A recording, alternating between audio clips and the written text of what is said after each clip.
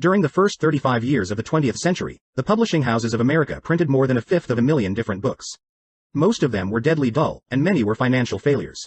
Many, did I say? The president of one of the largest publishing houses in the world confessed to me that his company, after 75 years of publishing experience, still lost money on 7 out of every 8 books it published. Why, then, did I have the temerity to write another book? And, after I had written it, why should you bother to read it? Fair questions, both, and I'll try to answer them. I have, since 1912, been conducting educational courses for business and professional men and women in New York. At first, I conducted courses in public speaking only, courses designed to train adults, by actual experience, to think on their feet and express their ideas with more clarity, more effectiveness and more poise, both in business interviews and before groups. But gradually, as the seasons passed, I realized that as sorely as these adults needed training in effective speaking, they needed still more training in the fine art of getting along with people in everyday business and social contacts. I also gradually realized that I was sorely in need of such training myself. As I look back across the years, I am appalled at my own frequent lack of finesse and understanding. How I wish a book such as this had been placed in my hands 20 years ago. What a priceless boon it would have been. Dealing with people is probably the biggest problem you face, especially if you are in business. Yes, and that is also true if you are a housewife, architect or engineer. Research done a few years ago under the auspices of the Carnegie Foundation for the Advancement of Teaching uncovered a most important and significant fact, a fact later confirmed by additional studies made at the Carnegie Institute of Technology. These investigations revealed that even in such technical lines as engineering, about 15% of one's financial success is due to one's technical knowledge and about 85% is due to skill in human engineering, to personality and the ability to lead people. For many years, I conducted courses each season at the Engineers Club of Philadelphia, and also courses for the New York chapter of the American Institute of Electrical Engineers. A total of probably more than 1,500 engineers have passed through my classes. They came to me because they had finally realized, after years of observation and experience, that the highest paid personnel in engineering are frequently not those who know the most about engineering. One can, for example, hire mere technical ability in engineering, accountancy, architecture or any other profession at nominal salaries. But the person who has technical knowledge plus the ability to express ideas, to assume leadership, and to arouse enthusiasm among people, that person is headed for higher earning power. In the heyday of his activity, John D. Rockefeller said that the ability to deal with people is as purchasable a commodity as sugar or coffee. And I will pay more for that ability, said John D., than for any other under the sun. Wouldn't you suppose that every college in the land would conduct courses to develop the highest priced ability under the sun? But if there is just one practical, common-sense course of that kind given for adults in even one college in the land, it has escaped my attention up to the present writing. The University of Chicago and the United YMCA schools conducted a survey to determine what adults want to study. That survey cost $25,000 and took 2 years. The last part of the survey was made in Meriden, Connecticut. It had been chosen as a typical American town. Every adult in Meriden was interviewed and requested to answer 156 questions. Questions such as, what is your business or profession? Your education? How do you spend your spare time? What is your income? Your hobbies? Your ambitions? Your problems? What subjects are you most interested in studying? And so on. That survey revealed that health is the prime interest of adults, and that their second interest is people. How to understand and get along with people. How to make people like you. And how to win others to your way of thinking. So the committee conducting this survey resolved to conduct such a course for adults in Meriden. They searched diligently for a practical textbook on the subject and found not one. Finally, they approached one of the world's outstanding authorities on adult education and asked him if he knew of any book that met the needs of this group. No, he replied, I know what those adults want. But the book they need has never been written. I knew from experience that this statement was true, for I myself had been searching for years to discover a practical, working handbook on human relations. Since no such book existed, I have tried to write one for use in my own courses. And here it is. I hope you like it. In preparation for this book, I read everything that I could find on the subject. Everything from newspaper columns, magazine articles, records of the family courts, the writings of the old philosophers and the new psychologists. In addition, I hired a trained researcher to spend 1.5 years in various libraries reading everything I had missed, plowing through erudite tomes on psychology, poring over hundreds of magazine articles, searching through countless biographies, trying to ascertain how the great leaders of all ages had dealt with people. We read their biographies. We read the life stories of all great leaders from Julius Caesar to Thomas Edison. I recall that we read over 100 biographies of Theodore Roosevelt alone. We were determined to spare no time, no expense, to discover every practical idea that anyone had ever used throughout the ages for winning friends and influencing people. I personally interviewed scores of successful people, some of them world famous, inventors like Marconi and Edison, political leaders like Franklin D. Roosevelt and James Farley, business leaders like Owen D. Young, movie stars like Clark Gable and Mary Pickford, and explorers like Martin Johnson, and tried to discover the techniques they used in human relations. From all this material, I prepared a short talk. I called it, How to Win Friends and Influence People. I say, short. It was short in the beginning, but it soon expanded to a lecture that consumed 1 hour and 30 minutes. For years, I gave this talk each season to the adults in the Carnegie Institute courses in New York. I gave the talk and urged the listeners to go out and test it in their business and social contacts, and then come back to class and speak about their experiences and the results they had achieved.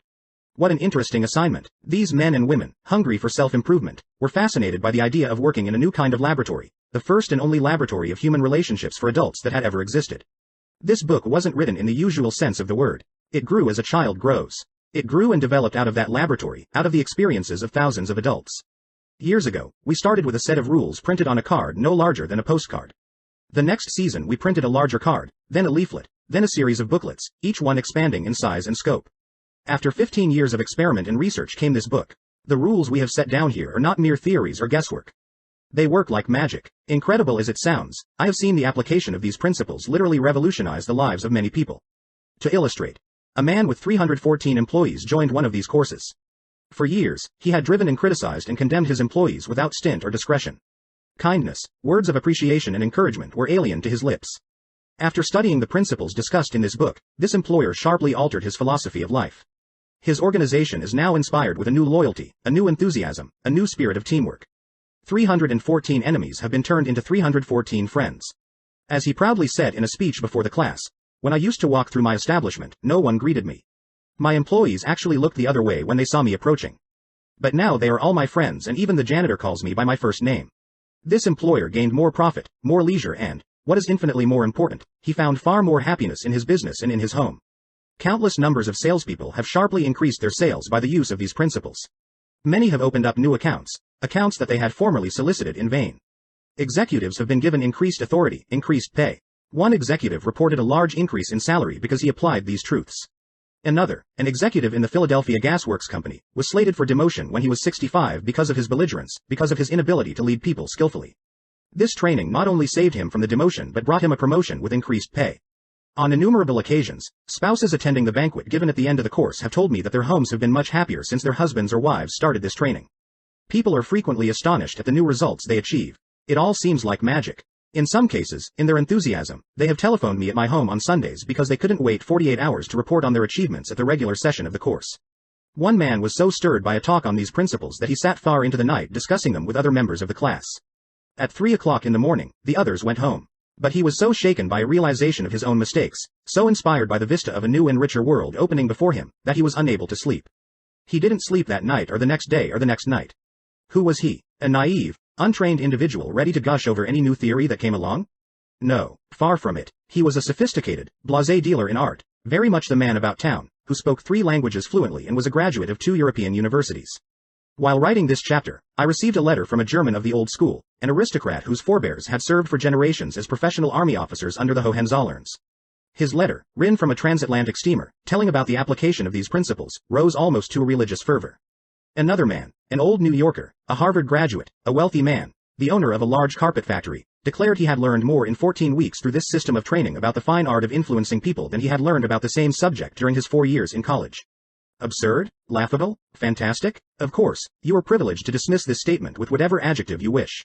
I am merely reporting, without comment, a declaration made by a conservative and eminently successful Harvard graduate in a public address to approximately 600 people at the Yale Club in New York on the evening of Thursday, February 23, 1933. Compared to what we ought to be, said the famous Professor William James of Harvard, compared to what we ought to be, we are only half awake. We are making use of only a small part of our physical and mental resources. Stating the thing broadly, the human individual thus lives far within his limits. He possesses powers of various sorts which he habitually fails to use. Those powers which you habitually fail to use.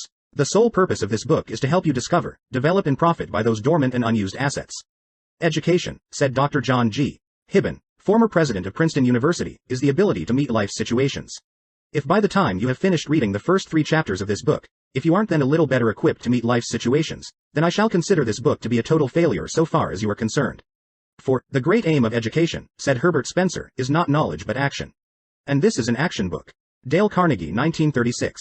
9 suggestions on how to get the most out of this book. 1. If you wish to get the most out of this book, there is one indispensable requirement, one essential infinitely more important than any rule or technique. Unless you have this one fundamental requisite, 1,000 rules on how to study will avail little. And if you do have this cardinal endowment, then you can achieve wonders without reading any suggestions for getting the most out of a book. What is this magic requirement? Just this. A deep, driving desire to learn, a vigorous determination to increase your ability to deal with people. How can you develop such an urge? By constantly reminding yourself how important these principles are to you. Picture to yourself how their mastery will aid you in leading a richer, fuller, happier and more fulfilling life. Say to yourself over and over, my popularity, my happiness and sense of worth depend to no small extent upon my skill in dealing with people. 2. Read each chapter rapidly at first to get a bird's eye view of it. You will probably be tempted then to rush on to the next one. But don't, unless you are reading merely for entertainment. But if you are reading because you want to increase your skill in human relations, then go back and reread each chapter thoroughly. In the long run, this will mean saving time and getting results. 3. Stop frequently in your reading to think over what you are reading. Ask yourself just how and when you can apply each suggestion. 4. Read with a crayon, pencil, pen, magic marker or highlighter in your hand. When you come across a suggestion that you feel you can use, draw a line beside it. If it is a 4-star suggestion, then underscore every sentence or highlight it, or mark it with asterisk asterisk asterisk. Marking and underscoring a book makes it more interesting and far easier to review rapidly. 5. I knew a woman who had been office manager for a large insurance concern for 15 years. Every month, she read all the insurance contracts her company had issued that month. Yes, she read many of the same contracts over month after month, year after year. Why? Because experience had taught her that that was the only way she could keep their provisions clearly in mind. I once spent almost 2 years writing a book on public speaking, and yet I found I had to keep going back over it from time to time in order to remember what I had written in my own book. The rapidity with which we forget is astonishing. So, if you want to get a real, lasting benefit out of this book, don't imagine that skimming through it once will suffice. After reading it thoroughly, you ought to spend a few hours reviewing it every month. Keep it on your desk in front of you every day. Glance through it often. Keep constantly impressing yourself with the rich possibilities for improvement that still lie in the offing. Remember that the use of these principles can be made habitual only by a constant and vigorous campaign of review and application. There is no other way. 6. Bernard Shaw once remarked, if you teach a man anything, he will never learn. Shaw was right. Learning is an active process. We learn by doing. So, if you desire to master the principles you are studying in this book, do something about them. Apply these rules at every opportunity. If you don't, you will forget them quickly. Only knowledge that is used sticks in your mind. You will probably find it difficult to apply these suggestions all the time. I know because I wrote the book, and yet frequently I found it difficult to apply everything I advocated. For example, when you are displeased, it is much easier to criticize and condemn than it is to try to understand the other person's viewpoint. It is frequently easier to find fault than to find praise. It is more natural to talk about what you want than to talk about what the other person wants. And so on. So, as you read this book, remember that you are not merely trying to acquire information. You are attempting to form new habits. Ah yes, you are attempting a new way of life. That will require time and persistence and daily application. So refer to these pages often. Regard this as a working handbook on human relations, and whenever you are confronted with some specific problem, such as handling a child, winning your spouse to your way of thinking, or satisfying an irritated customer, hesitate about doing the natural thing, the impulsive thing. This is usually wrong. Instead, turn to these pages and review the paragraphs you have underscored. Then try these new ways and watch them achieve magic for you. 7. Offer your spouse, your child or some business associate a dime or a dollar every time he or she catches you violating a certain principle. Make a lively game out of mastering these rules. 8. The president of an important Wall Street bank once described, in a talk before one of my classes, a highly efficient system he used for self-improvement. This man had little formal schooling, yet he had become one of the most important financiers in America, and he confessed that he owed most of his success to the constant application of his homemade system. This is what he does. I'll put it in his own words as accurately as I can remember. For years I have kept an engagement book showing all the appointments I had during the day. My family never made any plans for me on Saturday night, for the family knew that I devoted a part of each Saturday evening to the illuminating process of self-examination and review and appraisal.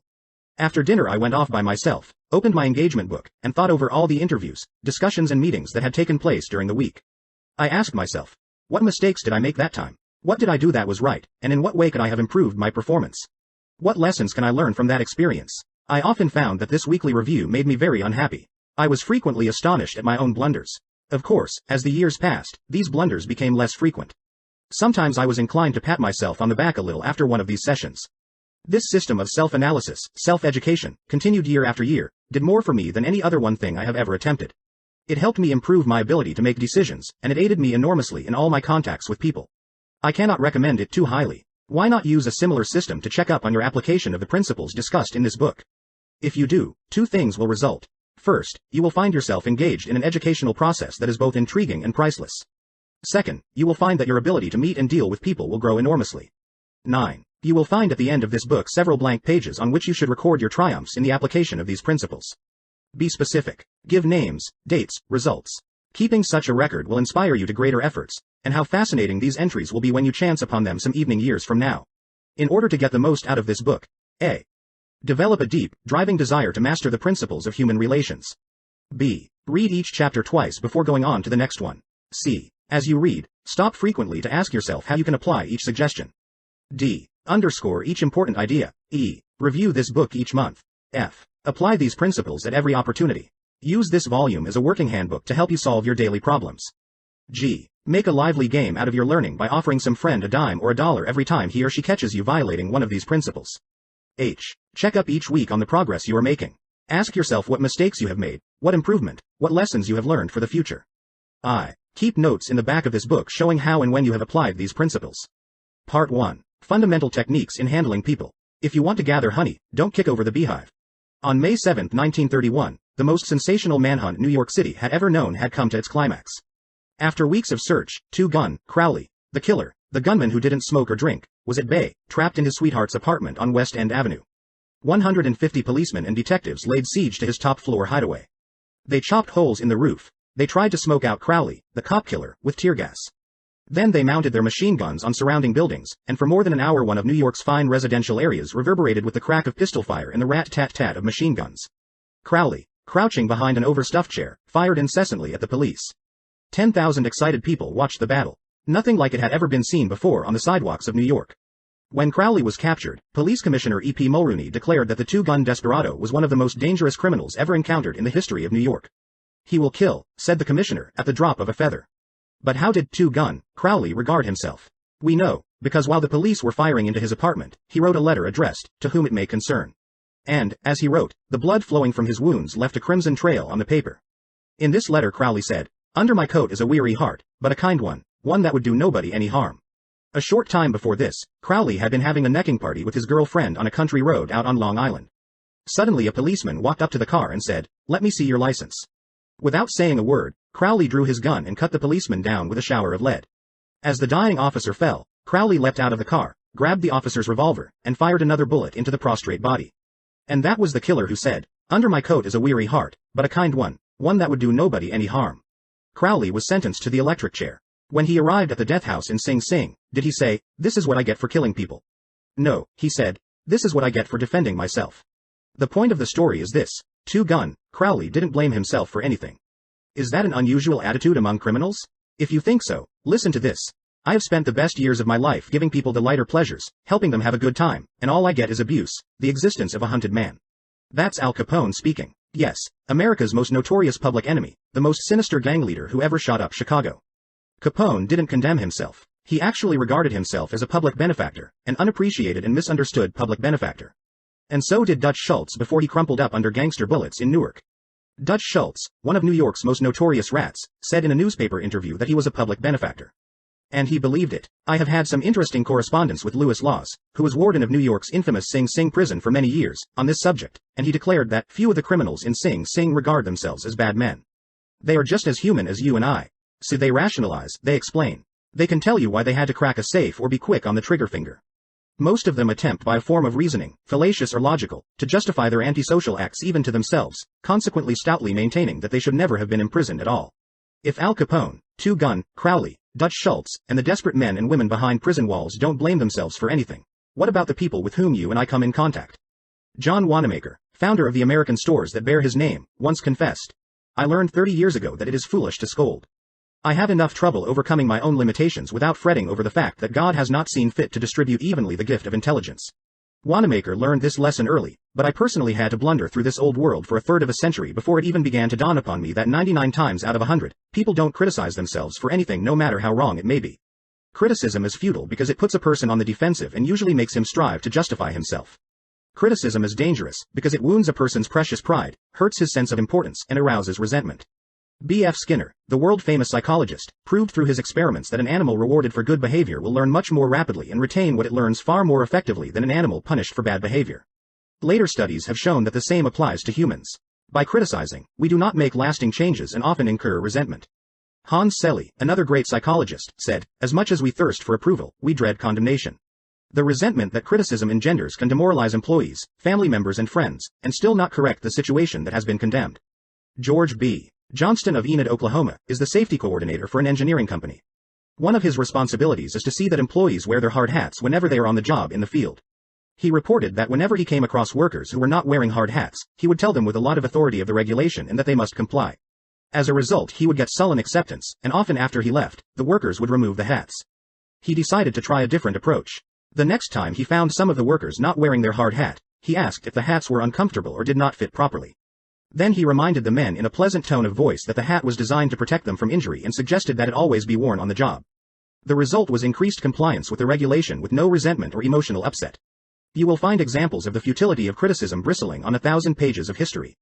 Take, for example, the famous quarrel between Theodore Roosevelt and President Taft, a quarrel that split the Republican Party, put Woodrow Wilson in the White House, and wrote bold, luminous lines across the First World War and altered the flow of history. Let's review the facts quickly. When Theodore Roosevelt stepped out of the White House in 1908, he supported Taft, who was elected president. Then Theodore Roosevelt went off to Africa to shoot lions. When he returned, he exploded. He denounced Taft for his conservatism, tried to secure the nomination for a third term himself, formed the Bull Moose Party, and all but demolished the GOP in the election that followed. William Howard Taft and the Republican Party carried only 2 states, Vermont and Utah. The most disastrous defeat the party had ever known. Theodore Roosevelt blamed Taft, but did President Taft blame himself? Of course not. With tears in his eyes, Taft said, "I don't see how I could have done any differently from what I have." Who was to blame, Roosevelt or Taft? Frankly, I don't know, and I don't care. The point I am trying to make is that all of Theodore Roosevelt's criticism didn't persuade Taft that he was wrong. It merely made Taft strive to justify himself and to reiterate with tears in his eyes, "I don't see how I could have done any differently from what I have." Or, take the Teapot Dome oil scandal. It kept the newspapers ringing with indignation in the early 1920s. It rocked the nation. Within the memory of living men, nothing like it had ever happened before in American public life. Here are the bare facts of the scandal. Albert B. Fall, Secretary of the Interior in Harding's cabinet, was entrusted with the leasing of government oil reserves at Elk Hill and Teapot Dome, oil reserves that had been set aside for the future use of the Navy. Did Secretary Fall permit competitive bidding? No sir. He handed the fat, juicy contract outright to his friend Edward L. Doheny. And what did Doheny do? He gave Secretary Fall what he was pleased to call a loan of $100,000. Then, in a high-handed manner, Secretary Fall ordered United States Marines into the district to drive off competitors whose adjacent wells were sapping oil out of the Elk Hill reserves. These competitors, driven off their ground at the ends of guns and bayonets, rushed into court, and blew the lid off the Teapot Dome scandal. A stench arose so vile that it ruined the Harding administration, nauseated an entire nation, threatened to wreck the Republican Party, and put Albert B. Fall behind prison bars. Fall was condemned viciously, condemned as few men in public life have ever been. Did he repent? Never. Years later, Herbert Hoover intimated in a public speech that President Harding's death had been due to mental anxiety and worry because a friend had betrayed him. When Mrs. Fall heard that, she sprang from her chair, she wept, she shook her fists at fate and screamed, "What? Harding betrayed by Fall? No. My husband never betrayed anyone. This whole house full of gold would not tempt my husband to do wrong. He is the one who has been betrayed and led to the slaughter and crucified." There you are. Human nature in action, wrongdoers, blaming everybody but themselves. We are all like that. So when you and I are tempted to criticize someone tomorrow, let's remember Al Capone, Two Gun, Crowley and Albert Fall. Let's realize that criticisms are like homing pigeons. They always return home. Let's realize that the person we are going to correct and condemn will probably justify himself or herself, and condemn us in return. Or, like the gentle Taft, will say, "I don't see how I could have done any differently from what I have." On the morning of April 15, 1865, Abraham Lincoln lay dying in a hall bedroom of a cheap lodging house directly across the street from Ford's Theater, where John Wilkes Booth had shot him. Lincoln's long body lay stretched diagonally across a sagging bed that was too short for him. A cheap reproduction of Rosa Bonheur's famous painting The Horse Fair hung above the bed, and a dismal gas jet flickered yellow light. As Lincoln lay dying, Secretary of War Stanton said, "There lies the most perfect ruler of men that the world has ever seen." What was the secret of Lincoln's success in dealing with people? I studied the life of Abraham Lincoln for 10 years and devoted all of 3 years to writing and rewriting a book entitled Lincoln the Unknown. I believe I have made as detailed and exhaustive study of Lincoln's personality and home life as it is possible for any being to make. I made a special study of Lincoln's method of dealing with people. Did he indulge in criticism? Oh, yes. As a young man in the Pigeon Creek Valley of Indiana, he not only criticized but he wrote letters and poems ridiculing people and dropped these letters on the country roads where they were sure to be found. One of these letters aroused resentments that burned for a lifetime. Even after Lincoln had become a practicing lawyer in Springfield, Illinois, he attacked his opponents openly in letters published in the newspapers. But he did this just once too often. In the autumn of 1842 he ridiculed a vain, pugnacious politician by the name of James Shields. Lincoln lampooned him through an anonymous letter published in the Springfield Journal. The town roared with laughter. Shields, sensitive and proud, boiled with indignation. He found out who wrote the letter, leapt on his horse, started after Lincoln, and challenged him to fight a duel. Lincoln didn't want to fight. He was opposed to dueling, but he couldn't get out of it and save his honor. He was given the choice of weapons. Since he had very long arms, he chose cavalry broadswords and took lessons in sword fighting from a West Point graduate. And, on the appointed day, he and Shields met on a sandbar in the Mississippi River, prepared to fight to the death. But, at the last minute, their seconds interrupted and stopped the duel. That was the most lurid personal incident in Lincoln's life. It taught him an invaluable lesson in the art of dealing with people. Never again did he write an insulting letter. Never again did he ridicule anyone. And from that time on, he almost never criticized anybody for anything. Time after time, during the Civil War, Lincoln put a new general at the head of the Army of the Potomac, and each one in turn, McClellan, Pope, Burnside, Hooker, Meade, blundered tragically and drove Lincoln to pacing the floor in despair. Half the nation savagely condemned these incompetent generals, but Lincoln, with malice toward none, with charity for all, held his peace. One of his favorite quotations was, "Judge not, that ye be not judged." And when Mrs. Lincoln and others spoke harshly of the Southern people, Lincoln replied, "Don't criticize them. They are just what we would be under similar circumstances." Yet if any man ever had occasion to criticize, surely it was Lincoln. Let's take just one illustration. The Battle of Gettysburg was fought during the first 3 days of July 1863. During the night of July 4th, Lee began to retreat southward while storm clouds deluged the country with rain. When Lee reached the Potomac with his defeated army, he found a swollen, impassable river in front of him and a victorious Union army behind him. Lee was in a trap. He couldn't escape. Lincoln saw that. Here was a golden, heaven-sent opportunity, the opportunity to capture Lee's army and end the war immediately. So, with a surge of hope, Lincoln ordered Meade not to call a council of war but to attack Lee immediately. Lincoln telegraphed his orders and then sent a special messenger to Meade demanding immediate action. And what did General Meade do? He did the very opposite of what he was told to do. He called a council of war in direct violation of Lincoln's orders. He hesitated. He procrastinated. He telegraphed all manner of excuses. He refused point blank to attack Lee. Finally the waters receded and Lee escaped over the Potomac with his forces. Lincoln was furious. What does this mean? Lincoln cried to his son Robert. Great God, what does this mean? We had them within our grasp, and had only to stretch forth our hands and they were ours. Yet nothing that I could say or do could make the army move. Under the circumstances, almost any general could have defeated Lee. If I had gone up there, I could have whipped him myself. In bitter disappointment, Lincoln sat down and wrote Meade this letter. And remember, at this period of his life Lincoln was extremely conservative and restrained in his phraseology. So this letter coming from Lincoln in 1863 was tantamount to the severest rebuke. My dear General, I do not believe you appreciate the magnitude of the misfortune involved in Lee's escape. He was within our easy grasp, and to have closed upon him would, in connection with our other late successes, have ended the war. As it is, the war will be prolonged indefinitely. If you could not safely attack Lee last Monday, how can you possibly do so south of the river, when you can take with you very few, no more than 2/3 of the force you then had in hand? It would be unreasonable to expect, and I do not expect that you can now effect much. Your golden opportunity is gone, and I am distressed immeasurably because of it. What do you suppose Meade did when he read the letter? Meade never saw that letter. Lincoln never mailed it. It was found among his papers after his death. My guess is, and this is only a guess, that after writing that letter, Lincoln looked out of the window and said to himself, just a minute. Maybe I ought not to be so hasty. It is easy enough for me to sit here in the quiet of the White House and order Meade to attack. But if I had been up at Gettysburg, and if I had seen as much blood as Meade has seen during the last week, and if my ears had been pierced with the screams and shrieks of the wounded and dying, maybe I wouldn't be so anxious to attack either. If I had Meade's timid temperament, perhaps I would have done just what he had done. Anyhow, it is water under the bridge now. If I send this letter, it will relieve my feelings, but it will make Meade try to justify himself. It will make him condemn me. It will arouse hard feelings, impair all his further usefulness as a commander, and perhaps force him to resign from the army. So, as I have already said, Lincoln put the letter aside, for he had learned by bitter experience that sharp criticisms and rebukes almost invariably end in futility. Theodore Roosevelt said that when he, as president, was confronted with a perplexing problem, he used to lean back and look up at a large painting of Lincoln which hung above his desk in the White House and ask himself, what would Lincoln do if he were in my shoes? How would he solve this problem? Mark Twain lost his temper occasionally and wrote letters that turned the paper brown. For example, he once wrote to a man who had aroused his ire. The thing for you is a burial permit. You have only to speak and I will see that you get it.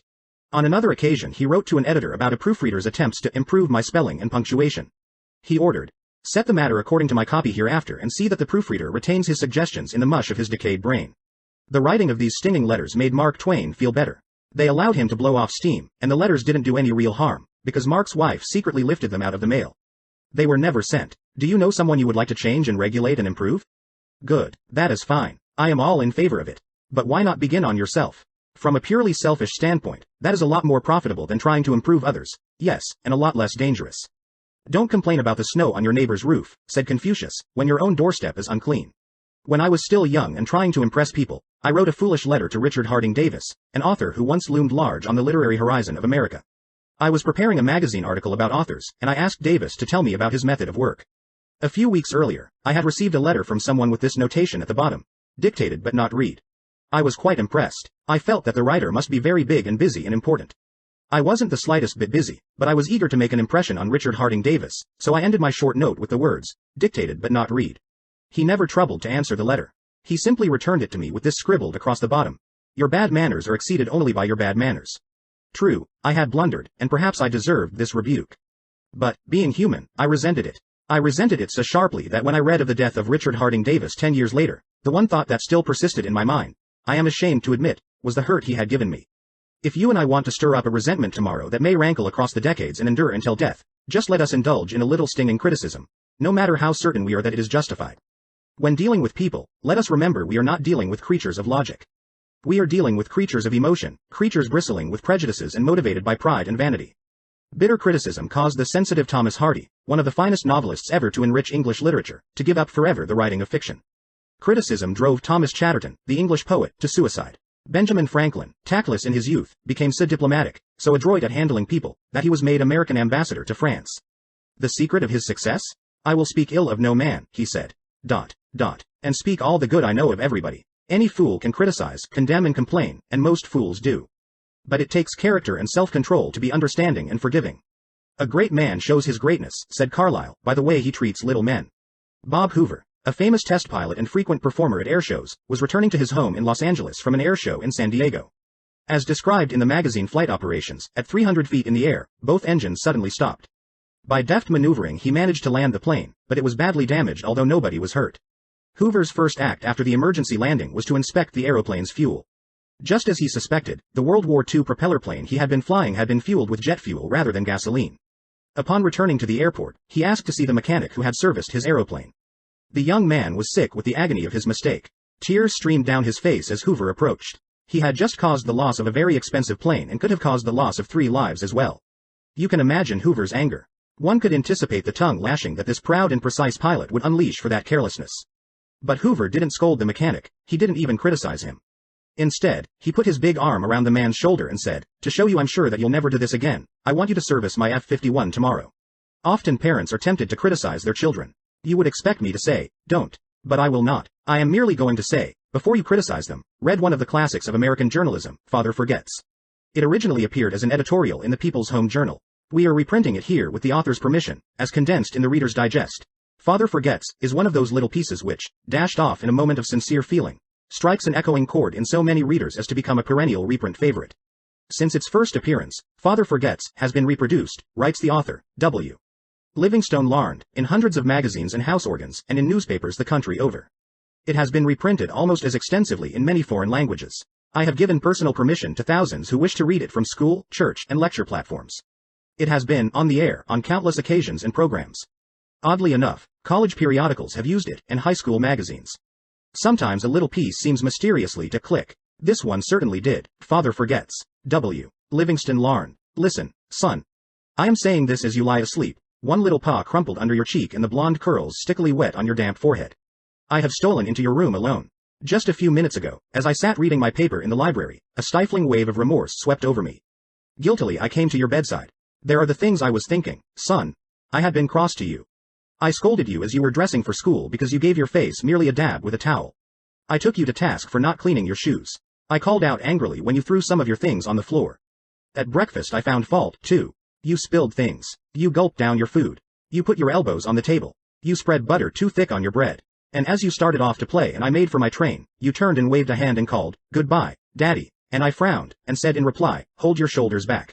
Then it began all over again in the late afternoon. As I came up the road I spied you, down on your knees, playing marbles. There were holes in your stockings. I humiliated you before your boyfriends by marching you ahead of me to the house. Stockings were expensive, and if you had to buy them you would be more careful.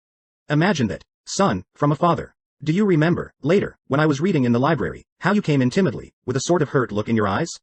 When I glanced up over my paper, impatient at the interruption, you hesitated at the door. What is it you want? I snapped. You said nothing, but ran across in one tempestuous plunge, and threw your arms around my neck and kissed me, and your small arms tightened with an affection that God had set blooming in your heart and which even neglect could not wither. And then you were gone, pattering up the stairs. Well, son, it was shortly afterwards that my paper slipped from my hands and a terrible sickening fear came over me. What has habit been doing to me? The habit of finding fault, of reprimanding. This was my reward to you for being a boy. It was not that I did not love you, it was that I expected too much of youth. I was measuring you by the yardstick of my own years. And there was so much that was good and fine and true in your character. The little heart of you was as big as the dawn itself over the wide hills. This was shown by your spontaneous impulse to rush in and kiss me good night. Nothing else matters tonight, son. I have come to your bedside in the darkness, and I have knelt there, ashamed. It is a feeble atonement. I know you would not understand these things if I told them to you during your waking hours. But tomorrow I will be a real daddy. I will chum with you, and suffer when you suffer, and laugh when you laugh. I will bite my tongue when impatient words come. I will keep saying as if it were a ritual, he is nothing but a boy, a little boy. I am afraid I have visualized you as a man. Yet as I see you now, son, crumpled and weary in your cot, I see that you are still a baby. Yesterday you were in your mother's arms, your head on her shoulder. I have asked too much, too much. Instead of condemning people, let's try to understand them. Let's try to figure out why they do what they do. That's a lot more profitable and intriguing than criticism, and it breeds sympathy, tolerance and kindness. To know all is to forgive all. As Dr. Johnson said, God himself, sir, does not propose to judge man until the end of his days. Why should you and I? Principle 1. Don't criticize, condemn or complain. Chapter 2. The big secret of dealing with people. There is only one way under high heaven to get anybody to do anything. Did you ever stop to think of that? Yes, just one way. And that is by making the other person want to do it. Remember, there is no other way.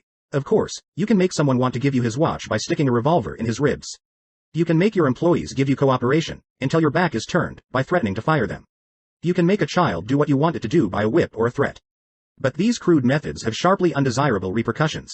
The only way I can get you to do anything is by giving you what you want.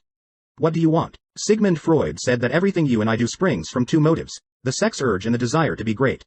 John Dewey, one of America's most profound philosophers, phrased it a bit differently. Dr. Dewey said that the deepest urge in human nature is the desire to be important. Remember that phrase. The desire to be important. It is significant. You are going to hear a lot about it in this book. What do you want? Not many things, but the few things that you do wish, you crave with an insistence that will not be denied. Some of the things most people want include 1. Health and the preservation of life. 2. Food. 3. Sleep. 4. Money and the things money will buy. 5. Life in the hereafter. 6. Sexual gratification. 7. The well-being of our children. 8. A feeling of importance. Almost all these wants are usually gratified, all except one. But there is one longing, almost as deep, almost as imperious, as the desire for food or sleep, which is seldom gratified. It is what Freud calls the desire to be great. It is what Dewey calls the desire to be important. Lincoln once began a letter saying, "Everybody likes a compliment." William James said, "The deepest principle in human nature is the craving to be appreciated." He didn't speak, mind you, of the wish, or the desire, or the longing to be appreciated. He said the craving to be appreciated. Here is a gnawing and unfaltering human hunger, and the rare individual who honestly satisfies this heart hunger will hold people in the palm of his or her hand, and even the undertaker will be sorry when he dies. The desire for a feeling of importance is one of the chief distinguishing differences between mankind and the animals. To illustrate, when I was a farm boy out in Missouri, my father bred fine Duroc Jersey hogs and pedigreed white-faced cattle. We used to exhibit our hogs and white-faced cattle at the country fairs and livestock shows throughout the Middle West. We won first prizes by the score. My father pinned his blue ribbons on a sheet of white muslin, and when friends or visitors came to the house, he would get out the long sheet of muslin. He would hold one end and I would hold the other while he exhibited the blue ribbons. The hogs didn't care about the ribbons they had won. But father did. These prizes gave him a feeling of importance. If our ancestors hadn't had this flaming urge for a feeling of importance, civilization would have been impossible. Without it, we should have been just about like animals. It was this desire for a feeling of importance that led an uneducated, poverty-stricken grocery clerk to study some law books he found in the bottom of a barrel of household plunder that he had bought for 50 cents. You have probably heard of this grocery clerk. His name was Lincoln. It was this desire for a feeling of importance that inspired Dickens to write his immortal novels. This desire inspired Sir Christopher Wren to design his symphonies in stone. This desire made Rockefeller amass millions that he never spent. And this same desire made the richest family in your town build a house far too large for its requirements. This desire makes you want to wear the latest styles, drive the latest cars, and talk about your brilliant children. It is this desire that lures many boys and girls into joining gangs and engaging in criminal activities. The average young criminal, according to E.P. Mulrooney, one-time police commissioner of New York, is filled with ego, and his first request after arrest is for those lurid newspapers that make him out a hero. The disagreeable prospect of serving time seems remote so long as he can gloat over his likeness-sharing space with pictures of sports figures, movie and TV stars and politicians. If you tell me how you get your feeling of importance, I'll tell you what you are. That determines your character. That is the most significant thing about you. For example, John D. Rockefeller got his feeling of importance by giving money to erect a modern hospital in Peking, China, to care for millions of poor people whom he had never seen and never would see. Dillinger, on the other hand, got his feeling of importance by being a bandit, a bank robber and killer. When the FBI agents were hunting him, he dashed into a farmhouse up in Minnesota and said, "I'm Dillinger." He was proud of the fact that he was public enemy number one. "I'm not going to hurt you, but I'm Dillinger," he said. Yes, the one significant difference between Dillinger and Rockefeller is how they got their feeling of importance. History sparkles with amusing examples of famous people struggling for a feeling of importance. Even George Washington wanted to be called His Mightiness, the President of the United States, and Columbus pleaded for the title, Admiral of the Ocean and Viceroy of India. Catherine the Great refused to open letters that were not addressed to Her Imperial Majesty and Mrs. Lincoln, in the White House, turned upon Mrs. Grant like a tigress and shouted, "How dare you be seated in my presence until I invite you?" Our millionaires helped finance Admiral Byrd's expedition to the Antarctic in 1928 with the understanding that ranges of icy mountains would be named after them, and Victor Hugo aspired to have nothing less than the city of Paris renamed in his honor. Even Shakespeare, mightiest of the mighty, tried to add luster to his name by procuring a coat of arms for his family. People sometimes became invalids in order to win sympathy and attention, and get a feeling of importance. For example, take Mrs. McKinley. She got a feeling of importance by forcing her husband, the President of the United States, to neglect important affairs of state while he reclined on the bed beside her for hours at a time, his arm about her, soothing her to sleep. She fed her gnawing desire for attention by insisting that he remain with her while she was having her teeth fixed, and once created a stormy scene when he had to leave her alone with the dentist while he kept an appointment with John Hay, his Secretary of State. The writer Mary Roberts Rinehart once told me of a bright, vigorous young woman who became an invalid in order to get a feeling of importance. "One day," said Mrs. Rinehart, "this woman had been obliged to face something, her age perhaps.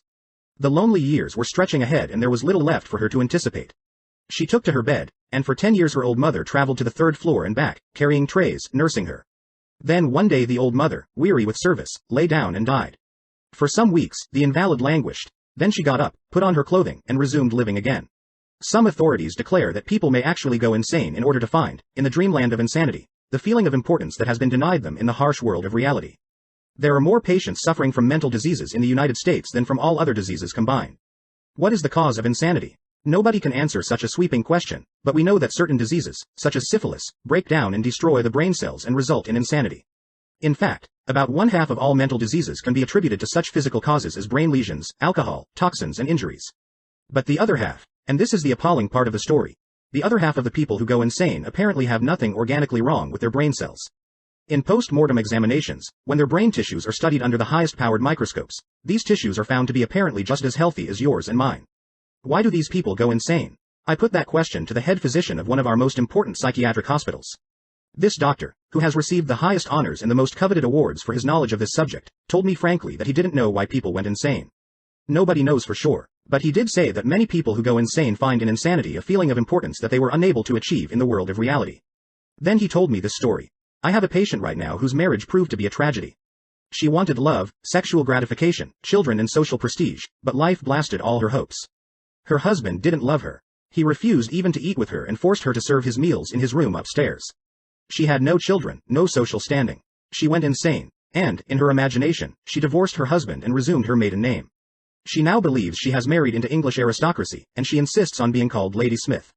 And as for children, she imagines now that she has had a new child every night.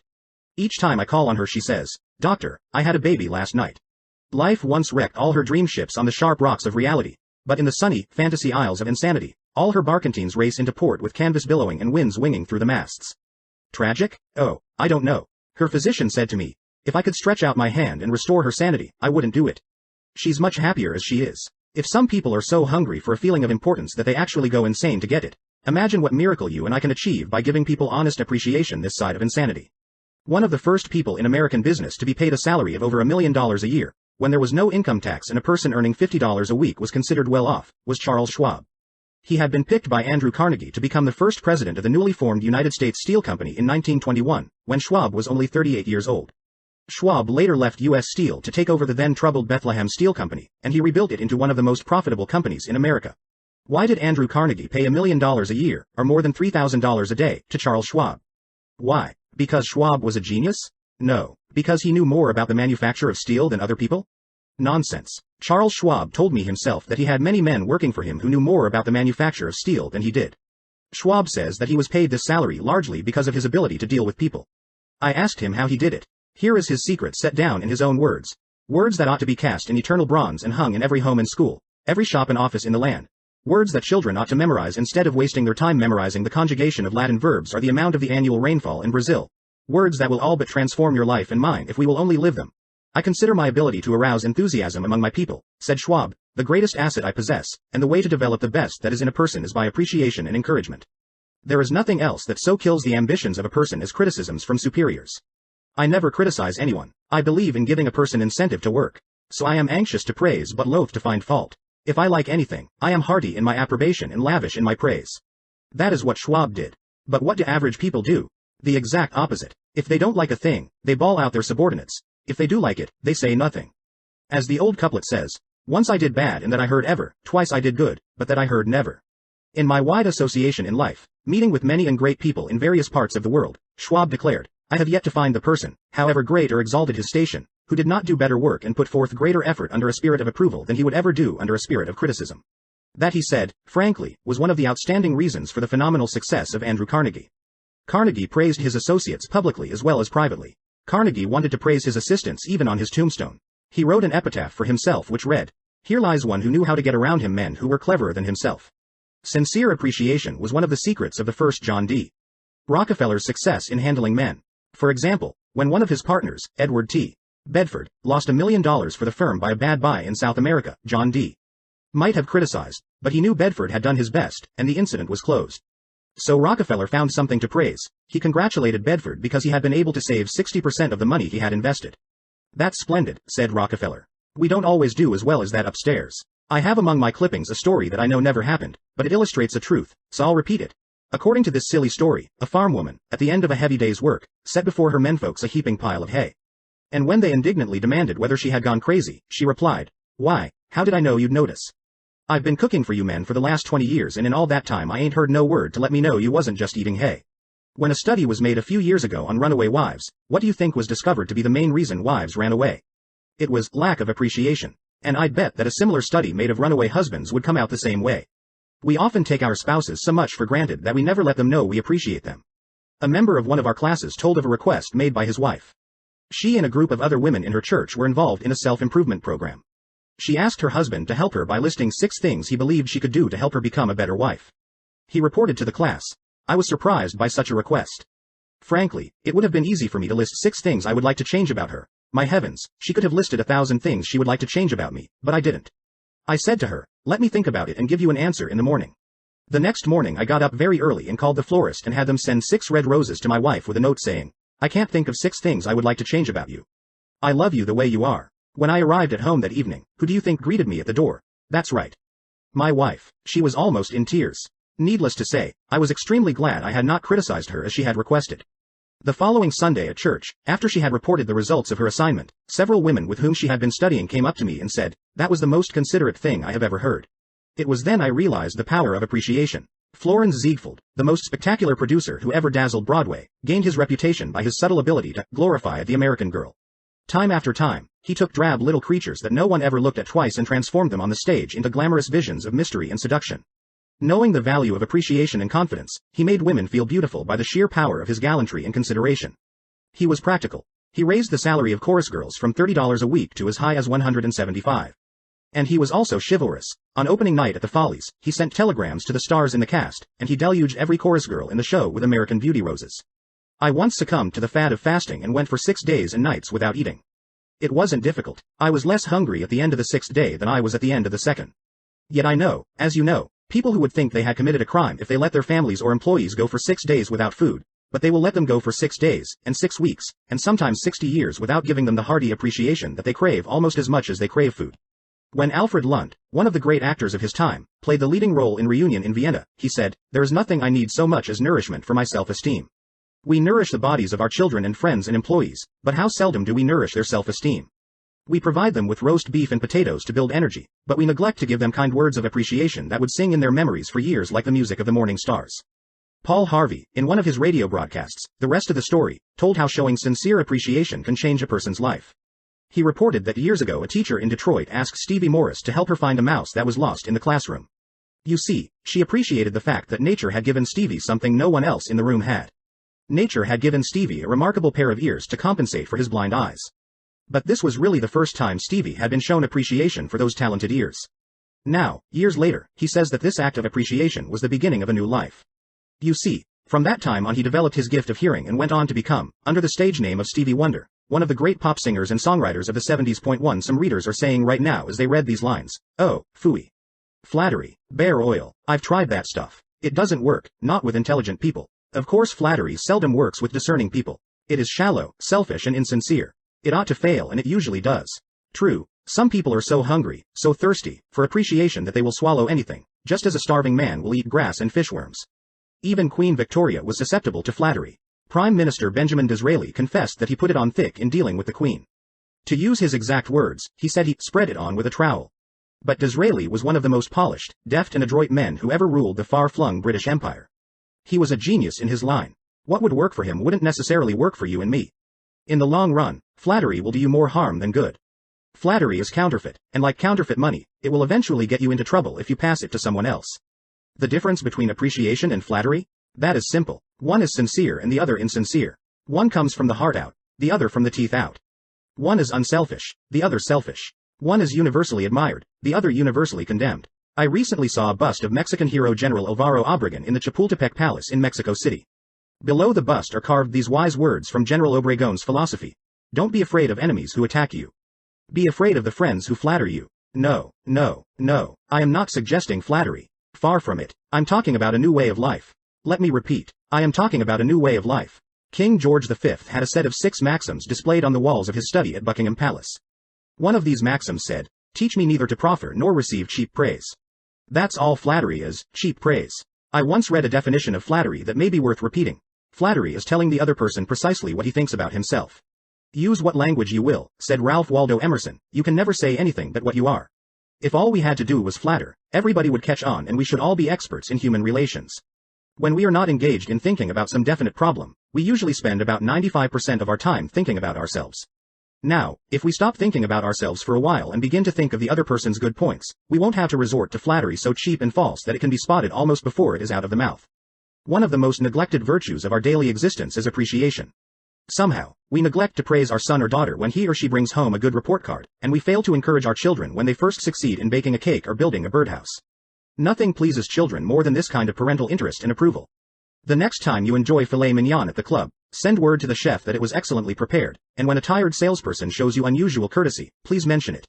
Every minister, lecturer and public speaker knows the discouragement of pouring himself or herself out to an audience and not receiving a single ripple of appreciative comment. What applies to professionals applies doubly to workers in offices, shops and factories and our families and friends. In our interpersonal relations we should never forget that all our associates are human beings and hunger for appreciation. It is the legal tender that all souls enjoy. Try leaving a friendly trail of little sparks of gratitude on your daily trips.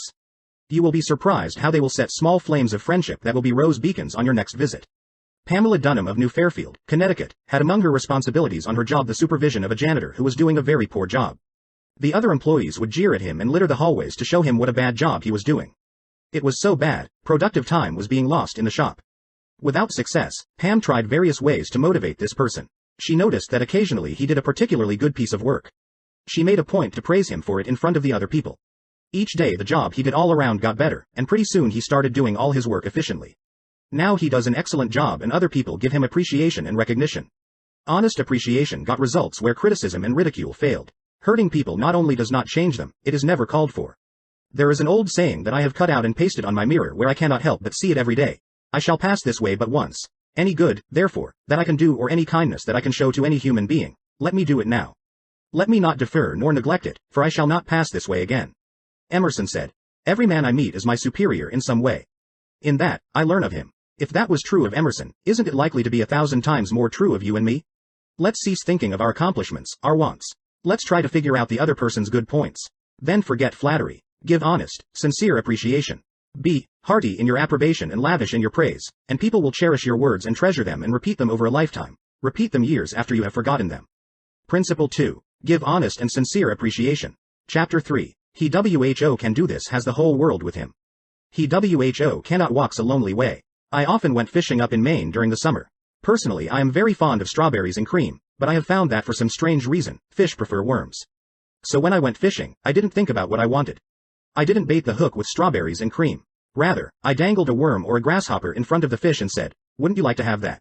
Why not use the same common sense when fishing for people? That is what Lloyd George, Great Britain's Prime Minister during World War I, did. When someone asked him how he managed to stay in power after the other wartime leaders, Wilson, Orlando and Clemenceau, had been forgotten, he replied that if his staying on top might be attributed to any one thing, it would be to his having learned that it was necessary to bait the hook to suit the fish. Why talk about what we want? That is childish. Absurd. Of course, you are interested in what you want. You are eternally interested in it. But no one else is. The rest of us are just like you. We are interested in what we want. So the only way on earth to influence other people is to talk about what they want and show them how to get it. Remember that tomorrow when you are trying to get somebody to do something. If, for example, you don't want your children to smoke, don't preach at them, and don't talk about what you want, but show them that cigarettes may keep them from making the basketball team or winning the 100-yard dash. This is a good thing to remember regardless of whether you are dealing with children or calves or chimpanzees. For example, one day Ralph Waldo Emerson and his son tried to get a calf into the barn. But they made the common mistake of thinking only of what they wanted. Emerson pushed and his son pulled. But the calf was doing just what they were doing. He was thinking only of what he wanted, so he stiffened his legs and stubbornly refused to leave the pasture. The Irish housemaid saw their predicament. She couldn't write essays and books, but, on this occasion at least, she had more horse sense, or calf sense, than Emerson had. She thought of what the calf wanted, so she put her maternal finger in the calf's mouth and let the calf suck her finger as she gently led him into the barn. Every act you have ever performed since the day you were born was performed because you wanted something. How about the time you gave a large contribution to the Red Cross? Yes, that is no exception to the rule. You gave the Red Cross the donation because you wanted to lend a helping hand. You wanted to do a beautiful, unselfish, divine act. Inasmuch as ye have done it unto one of the least of these my brethren, ye have done it unto me. If you hadn't wanted that feeling more than you wanted your money, you would not have made the contribution. Of course, you might have made the contribution because you were ashamed to refuse or because a customer asked you to do it. But one thing is certain.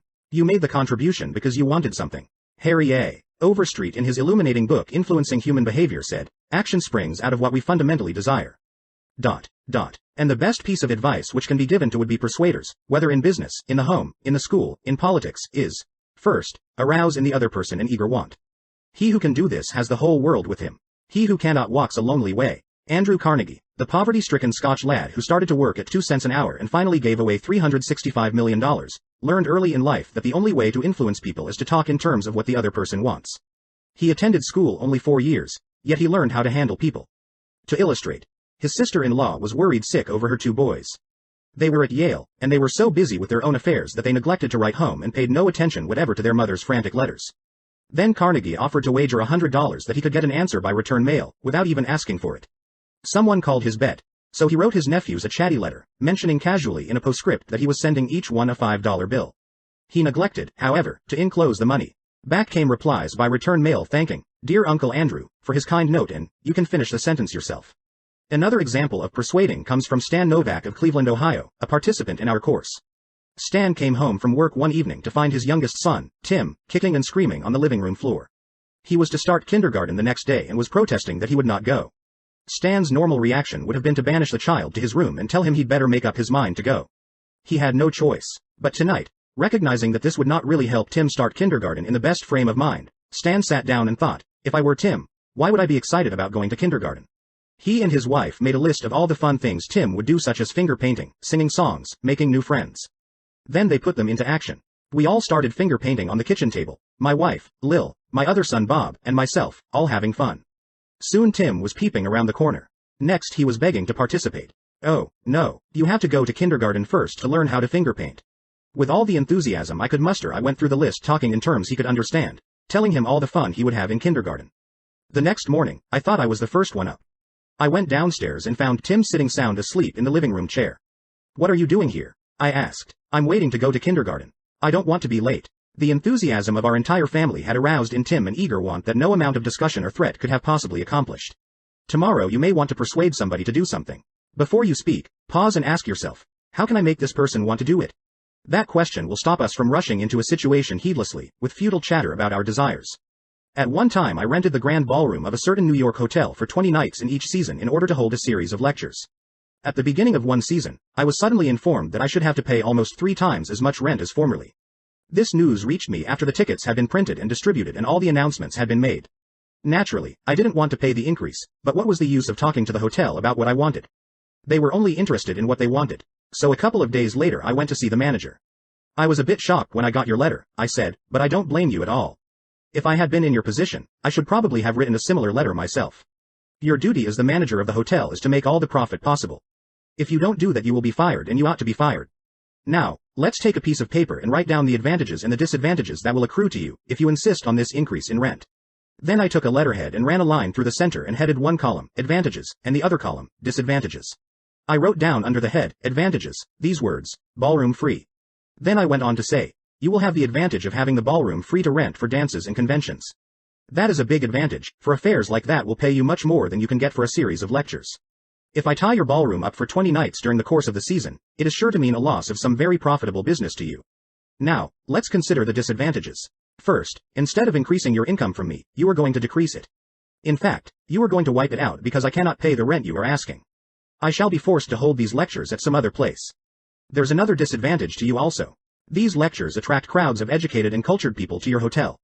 That is good advertising for you, isn't it? In fact, if you spent $5,000 advertising in the newspapers, you couldn't bring as many people to look at your hotel as I can bring by these lectures. That is worth a lot to a hotel, isn't it? As I talked, I wrote these two disadvantages under the proper heading, and handed the sheet of paper to the manager, saying, I wish you would carefully consider both the advantages and disadvantages that are going to accrue to you and then give me your final decision. I received a letter the next day, informing me that my rent would be increased only 50% instead of 300%. Mind you, I got this reduction without saying a word about what I wanted. I talked all the time about what the other person wanted and how he could get it. Suppose I had done the human, natural thing. Suppose I had stormed into his office and said, what do you mean by raising my rent 300% when you know the tickets have been printed and the announcements made? 300%. Ridiculous. Absurd. I won't pay it. What would have happened then? An argument would have begun to steam and boil and sputter, and you know how arguments end. Even if I had convinced him that he was wrong, his pride would have made it difficult for him to back down and give in. Here is one of the best bits of advice ever given about the fine art of human relationships. If there is any one secret of success, said Henry Ford, it lies in the ability to get the other person's point of view and see things from that person's angle as well as from your own. That is so good, I want to repeat it. If there is any one secret of success, it lies in the ability to get the other person's point of view and see things from that person's angle as well as from your own. That is so simple, so obvious, that anyone ought to see the truth of it at a glance. Yet 90% of the people on this earth ignore it 90% of the time. An example? Look at the letters that come across your desk tomorrow morning, and you will find that most of them violate this important canon of common sense. Take this one. A letter written by the head of the radio department of an advertising agency with offices scattered across the continent. This letter was sent to the managers of local radio stations throughout the country. I have set down, in brackets, my reactions to each paragraph. Mr. John Blank, Blankville, Indiana. Dear Mr. Blank. The company desires to retain its position in advertising agency leadership in the radio field. Who cares about your company desires? I am worried about my own problems. The bank is foreclosing the mortgage on my house. The bugs are destroying the hollyhocks. The stock market tumbled yesterday. I missed the 8:15 this morning. I wasn't invited to the Joneses' dance last night. The doctor tells me I have high blood pressure and neuritis and dandruff. And then what happens? I come down to the office this morning worried, open my mail and here is some little whippersnapper off in New York yapping about what his company wants. Bah, if he only realized what sort of impression his letter makes, he would get out of the advertising business and start manufacturing sheepdip. This agency's national advertising accounts were the bulwark of the network. Our subsequent clearances of station time have kept us at the top of agencies year after year. You are big and rich and right at the top, are you? So what? I don't give two whoops in Hades if you are as big as General Motors and General Electric and the general staff of the U.S. Army all combined. If you had as much sense as a half-witted hummingbird, you would realize that I am interested in how big I am, not how big you are. All this talk about your enormous success makes me feel small and unimportant.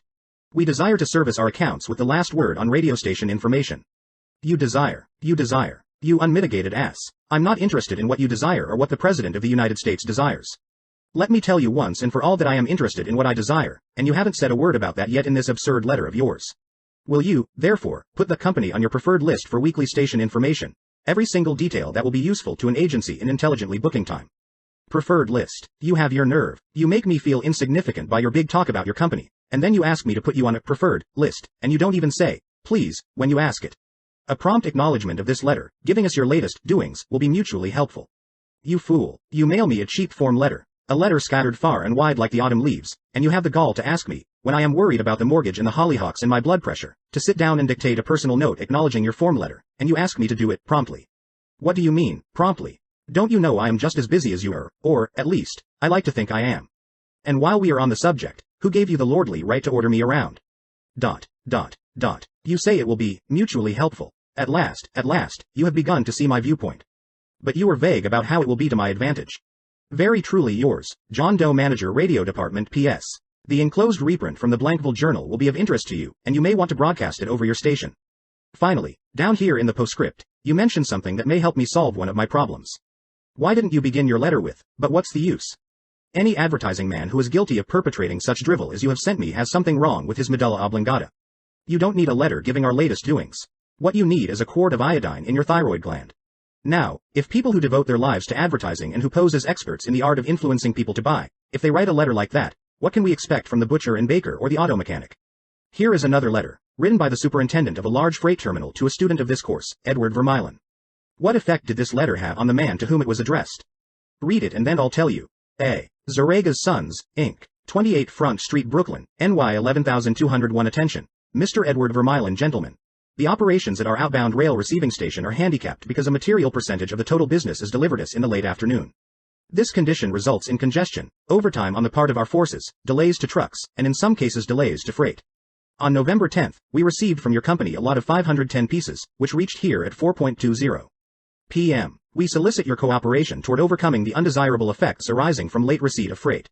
May we ask that, on days on which you ship the volume which was received on the above date, effort be made either to get the truck here earlier or to deliver us part of the freight during the morning. The advantage that would accrue to you under such an arrangement would be that of more expeditious discharge of your trucks and the assurance that your business would go forward on the date of its receipt. Very truly yours, J. B. Supt. After reading this letter, Mr. Vermeulen, sales manager for A. Zaraga's Sons, Inc., sent it to me with the following comment. This letter had the reverse effect from that which was intended. The letter begins by describing the terminal's difficulties, in which we are not interested, generally speaking.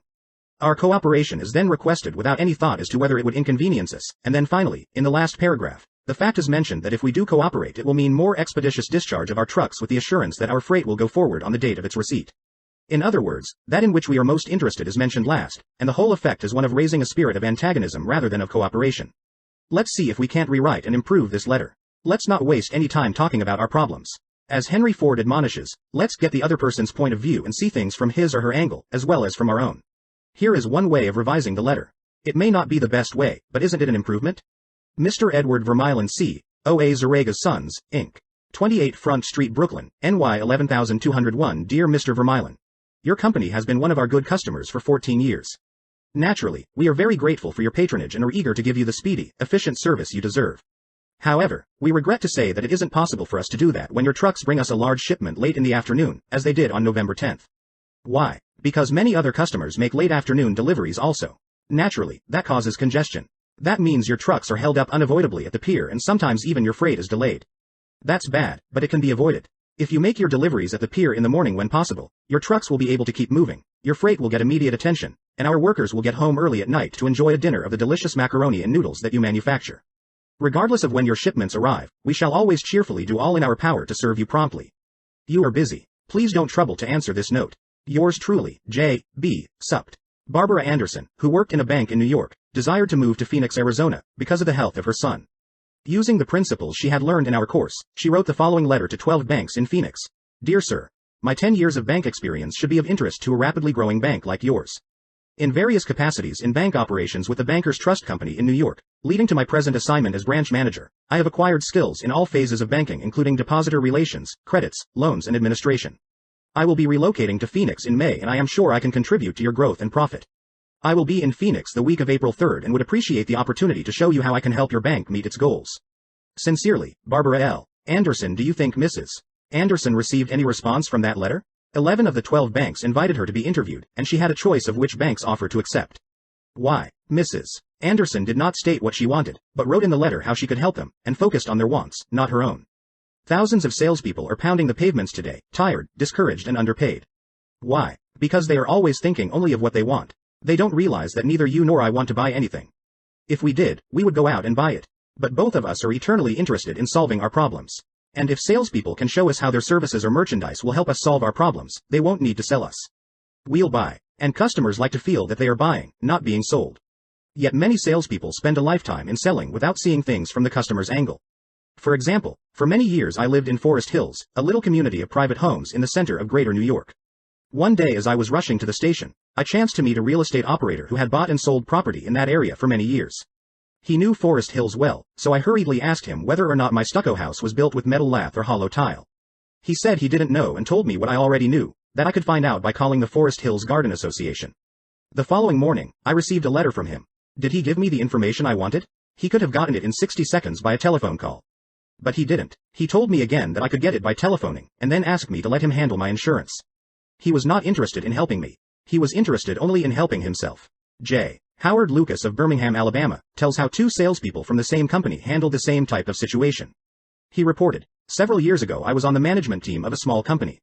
Headquartered near us was the district office of a large insurance company. Their agents were assigned territories, and our company was assigned to two agents, whom I shall refer to as Carl and John.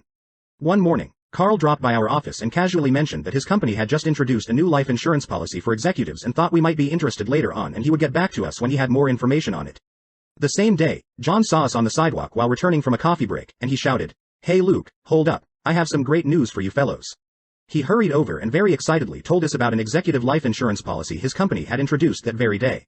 It was the same policy that Carl had casually mentioned. He wanted us to have one of the first issued. He gave us a few important facts about the coverage and ended saying, 'The policy is so new, I'm going to have someone from the home office come out tomorrow and explain it. Now, in the meantime, let's get the application signed and on the way so he can have more information to work with.' His enthusiasm aroused in us an eager want for this policy even though we still did not have details. When they were made available to us, they confirmed John's initial understanding of the policy, and he not only sold each of us a policy but later doubled our coverage. Carl could have had those sales, but he made no effort to arouse in us any desire for the policies. The world is full of people who are grabbing and self-seeking. See, the rare individual who unselfishly tries to serve others has an enormous advantage. He has little competition. O.N.D. Young, a noted lawyer and one of America's great business leaders, once said, "People who can put themselves in the place of other people, who can understand the workings of their minds, need never worry about what the future has in store for them." If out of reading this book you get just one thing, an increased tendency to think always in terms of other people's point of view, and see things from their angle, if you get that one thing out of this book, it may easily prove to be one of the building blocks of your career. Looking at the other person's point of view and arousing in him an eager want for something is not to be construed as manipulating that person so that he will do something that is only for your benefit and his detriment. Each party should gain from the negotiation. In the letters to Mr. Vermeulen, both the sender and the receiver of the correspondence gained by implementing what was suggested. Both the bank and Mrs. Anderson won by her letter in that the bank obtained a valuable employee in Mrs. Anderson a suitable job, and in the example of John's sale of insurance to Mr. Lucas, both gained through this transaction. Another example in which everybody gains through this principle of arousing an eager want comes from Michael E. Whiddon of Warwick, Rhode Island, who was a territory salesman for the Shell Oil Company. Mike wanted to become the #1 salesperson in his district, but one service station was holding him back. It was run by an older man who could not be motivated to clean up his station. It was in such poor shape that sales were declining significantly. This manager would not listen to any of Mike's pleas to upgrade the station. After many exhortations and heart-to-heart talks, all of which had no impact, Mike decided to invite the manager to visit the newest Shell station in his territory. The manager was so impressed by the facilities at the new station that when Mike visited him the next time, his station was cleaned up and had recorded a sales increase. This enabled Mike to reach the #1 spot in his district. All his talking and discussion hadn't helped, but by arousing an eager want in the manager, by showing him the modern station, he had accomplished his goal, and both the manager and Mike benefited. Most people go through college and learn to read Virgil and master the mysteries of calculus without ever discovering how their own minds function. For instance, I once gave a course in effective speaking for the young college graduates who were entering the employ of the Carrier Corporation, the large air conditioner manufacturer. One of the participants wanted to persuade the others to play basketball in their free time, and this is about what he said: "I want you to come out and play basketball. I like to play basketball, but the last few times I've been to the gymnasium there haven't been enough people to get up a game. 2 or 3 of us got by throwing the ball around the other night, and I got a black eye. I wish all of you would come down tomorrow night. I want to play basketball." Did he talk about anything you want? You don't want to go to a gymnasium that no one else goes to, do you? You don't care about what he wants. You don't want to get a black eye. Could he have shown you how to get the things you want by using the gymnasium? Surely. More pep, keener edge to the appetite, clearer brain, fun, games, basketball. To repeat Professor Overstreet's wise advice, first, arouse in the other person an eager want. He who can do this has the whole world with him. He who cannot walks a lonely way. One of the students in the author's training course was worried about his little boy. The child was underweight and refused to eat properly. His parents used the usual method. They scolded and nagged. Mother wants you to eat this and that. Father wants you to grow up to be a big man. Did the boy pay any attention to these pleas? Just about as much as you pay to one fleck of sand on a sandy beach. No one with a trace of horse sense would expect a child 3 years old to react to the viewpoint of a father 30 years old. Yet that was precisely what that father had expected. It was absurd. He finally saw that, so he said to himself, "What does that boy want? How can I tie up what I want to what he wants?" It was easy for the father when he started thinking about it. His boy had a tricycle that he loved to ride up and down the sidewalk in front of the house in Brulken. A few doors down the street lived a bully, a bigger boy who would pull the little boy off his tricycle and ride it himself. Naturally, the little boy would run screaming to his mother, and she would have to come out and take the bully off the tricycle and put her little boy on again. This happened almost every day. What did the little boy want? It didn't take a Sherlock Holmes to answer that one. His pride, his anger, his desire for a feeling of importance, all the strongest emotions in his makeup, goaded him to get revenge, to smash the bully in the nose. And when his father explained that the boy would be able to wallop the daylights out of the bigger kid someday if he would only eat the things his mother wanted him to eat, when his father promised him that there was no longer any problem of dietetics, that boy would have eaten spinach, sauerkraut, salt mackerel, anything in order to be big enough to whip the bully who had humiliated him so often. After solving that problem, the parents tackled another. The little boy had the unholy habit of wetting his bed. He slept with his grandmother. In the morning, his grandmother would wake up and feel the sheet and say, "Look, Johnny, what you did again last night." He would say, "No, I didn't do it." You did it, scolding, spanking, shaming him, reiterating that the parents didn't want him to do it. None of these things kept the bed dry. So the parents asked, "How can we make this boy want to stop wetting his bed?" What were his wants? First, he wanted to wear pajamas like daddy instead of wearing a nightgown like grandmother. Grandmother was getting fed up with his nocturnal iniquities, so she gladly offered to buy him a pair of pajamas if he would reform. Second, he wanted a bed of his own. Grandmother didn't object. His mother took him to a department store in Brooklyn, winked at the salesgirl, and said, "Here is a little gentleman who would like to do some shopping." The salesgirl made him feel important by saying, "Young man, what can I show you?" He stood a couple of inches taller and said, "I want to buy a bed for myself." When he was shown the one his mother wanted him to buy, she winked at the salesgirl and the boy was persuaded to buy it. The bed was delivered the next day, and that night, when father came home, the little boy ran to the door shouting, "Daddy! Daddy, come upstairs and see my bed that I bought." The father, looking at the bed, obeyed Charles Schwab's injunction. He was hearty in his approbation and lavish in his praise. "You are not going to wet this bed, are you?" the father said. "Oh no, no, I am not going to wet this bed." The boy kept his promise, for his pride was involved. That was his bed. He and he alone had bought it. And he was wearing pajamas now like a little man. He wanted to act like a man. And he did. Another father, K.T. Dutchman, a telephone engineer, a student of this course, couldn't get his 3-year-old daughter to eat breakfast food. The usual scolding, pleading, coaxing methods had all ended in futility. So the parents asked themselves, how can we make her want to do it? The little girl loved to imitate her mother, to feel big and grown up, so one morning they put her on a chair and let her make the breakfast food. At just the psychological moment, father drifted into the kitchen while she was stirring the cereal and she said, "Oh, look, Daddy, I am making the cereal this morning." She ate 2 helpings of the cereal without any coaxing because she was interested in it. She had achieved a feeling of importance. She had found in making the cereal an avenue of self-expression. William Winter once remarked that self-expression is the dominant necessity of human nature. Why can't we adapt this same psychology to business dealings? When we have a brilliant idea, instead of making others think it is ours, why not let them cook and stir the idea themselves? They will then regard it as their own. They will like it and maybe eat a couple of helpings of it. Remember. First, arouse in the other person an eager want. He who can do this has the whole world with him. He who cannot walks a lonely way. Principle 3. Arouse in the other person an eager want. In a nutshell, fundamental techniques in handling people. Principle 1. Don't criticize, condemn or complain. Principle 2. Give honest and sincere appreciation. Principle 3. Arouse in the other person an eager want.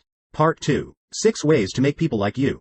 Chapter 1. Do this and you'll be welcome anywhere. Why read this book to find out how to win friends? Why not study the technique of the greatest winner of friends the world has ever known? Who is he? You may meet him tomorrow coming down the street. When you get within 10 feet of him, he will begin to wag his tail. If you stop and pat him, he will almost jump out of his skin to show you how much he likes you. And you know that behind this show of affection on his part, there are no ulterior motives. He doesn't want to sell you any real estate, and he doesn't want to marry you. Did you ever stop to think that a dog is the only animal that doesn't have to work for a living? A hen has to lay eggs, a cow has to give milk, and a canary has to sing. But a dog makes his living by giving you nothing but love. When I was 5 years old, my father bought a little yellow-haired pup for 50 cents. He was the light and joy of my childhood. Every afternoon about 4:30, he would sit in the front yard with his beautiful eyes staring steadfastly at the path, and as soon as he heard my voice or saw me swinging my dinner pail through the buckbrush, he was off like a shot, racing breathlessly up the hill to greet me with leaps of joy and barks of sheer ecstasy. Tippy was my constant companion for 5 years. Then one tragic night, I shall never forget it, he was killed within 10 feet of my head, killed by lightning. Tippy's death was the tragedy of my boyhood. You never read a book on psychology, Tippy. You didn't need to. You knew by some divine instinct that you can make more friends in 2 months by becoming genuinely interested in other people than you can in 2 years by trying to get other people interested in you. Let me repeat that. You can make more friends in 2 months by becoming interested in other people than you can in 2 years by trying to get other people interested in you. Yet I know and you know people who blunder through life trying to wigwag other people into becoming interested in them. Of course, it doesn't work. People are not interested in you. They are not interested in me. They are interested in themselves, morning, noon and after dinner. The New York Telephone Company made a detailed study of telephone conversations to find out which word is the most frequently used. You have guessed it. It is the personal pronoun, I. I. It was used 3,900 times in 500 telephone conversations. I. When you see a group photograph that you are in, whose picture do you look for first? If we merely try to impress people and get people interested in us, we will never have many true, sincere friends. Friends, real friends, are not made that way. Napoleon tried it, and in his last meeting with Josephine he said, "Josephine, I have been as fortunate as any man ever was on this earth, and yet, at this hour, you are the only person in the world on whom I can rely." And historians doubt whether he could rely even on her. Alfred Adler, the famous Viennese psychologist, wrote a book entitled What Life Should Mean to You. In that book he says, "It is the individual who is not interested in his fellow men who has the greatest difficulties in life and provides the greatest injury to others. It is from among such individuals that all human failures spring." You may read scores of erudite tomes on psychology without coming across a statement more significant for you and me. Adler's statement is so rich with meaning that I am going to repeat it in italics. It is the individual who is not interested in his fellow men who has the greatest difficulties in life and provides the greatest injury to others. It is from among such individuals that all human failures spring. I once took a course in short story writing at New York University, and during that course the editor of a leading magazine talked to our class. He said he could pick up any one of the dozens of stories that drifted across his desk every day, and after reading a few paragraphs he could feel whether or not the author liked people. If the author doesn't like people, he said, people won't like his or her stories. This hard-boiled editor stopped twice in the course of his talk on fiction writing and apologized for preaching a sermon. "I am telling you," he said, "the same things your preacher would tell you, but remember, you have to be interested in people if you want to be a successful writer of stories. If that is true of writing fiction, you can be sure it is true of dealing with people face to face."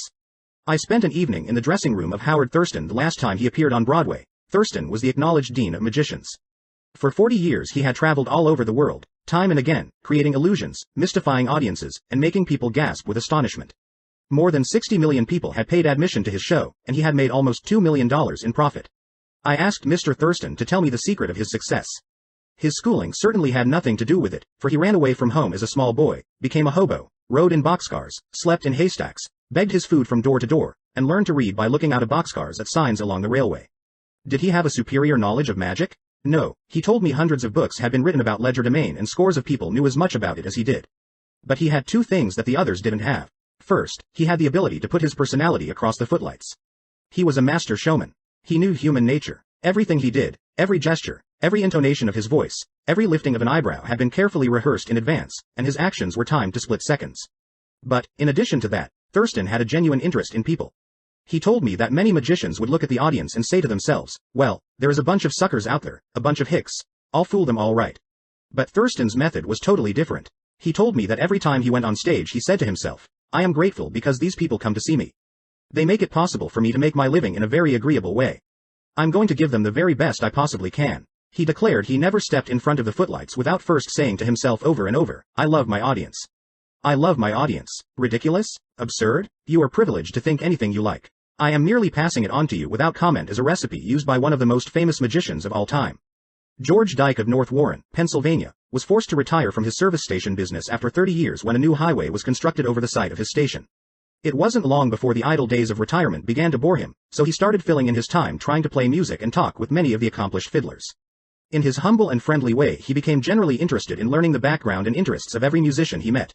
Although he was not a great fiddler himself, he made many friends in this pursuit. He attended competitions and soon became known to the country music fans in the eastern part of the United States as Uncle George, the fiddle scraper from Kinzua County.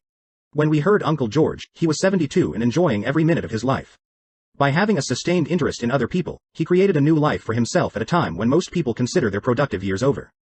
That, too, was one of the secrets of Theodore Roosevelt's astonishing popularity. Even his servants loved him. His valet, James E. Amos, wrote a book about him entitled Theodore Roosevelt, Hero to His Valet. In that book Amos relates this illuminating incident. My wife one time asked the president about a bobwhite. She had never seen one and he described it to her fully. Sometime later, the telephone at our cottage rang. Amos and his wife lived in a little cottage on the Roosevelt estate at Oyster Bay. My wife answered it and it was Mr. Roosevelt himself. He had called her, he said, to tell her that there was a bobwhite outside her window and that if she would look out she might see it. Little things like that were so characteristic of him. Whenever he went by our cottage even though we were out of sight, we would hear him call out, "Ooh ooh ooh, Annie," or, "Ooh ooh ooh, James." It was just a friendly greeting as he went by. How could employees keep from liking a man like that? How could anyone keep from liking him? Roosevelt called at the White House one day when the President and Mrs. Taft were away. His honest liking for humble people was shown by the fact that he greeted all the old White House servants by name, even the scullery maids. But when he saw Alice, the kitchen maid, writes Archie Butt, he asked her if she still made cornbread. Alice told him that she sometimes made it for the servants, but no one ate it upstairs. They show bad taste, Roosevelt boomed, and I'll tell the president so when I see him. Alice brought a piece to him on a plate, and he went over to the office eating it as he went and greeting gardeners and laborers as he passed. He addressed each person just as he had addressed them in the past. Ike Hoover, who had been head usher at the White House for 40 years, said with tears in his eyes, "It is the only happy day we had in nearly 2 years, and not one of us would exchange it for a $100 bill." The same concern for the seemingly unimportant people helped sales representative Edward M. Sykes Jr. of Chatham, New Jersey, retain an account. Many years ago, he reported, "I called on customers for Johnson & Johnson in the Massachusetts area. One account was a drugstore in Hingham.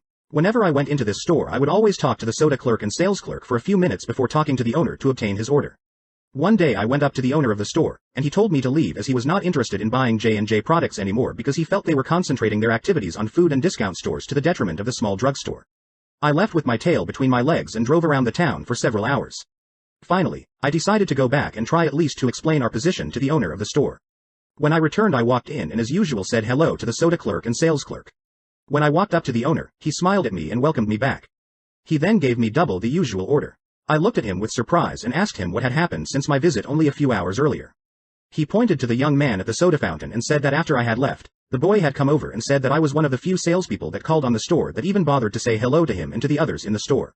He told the owner that if any salesperson deserved his business, it was I. The owner agreed and remained a loyal customer.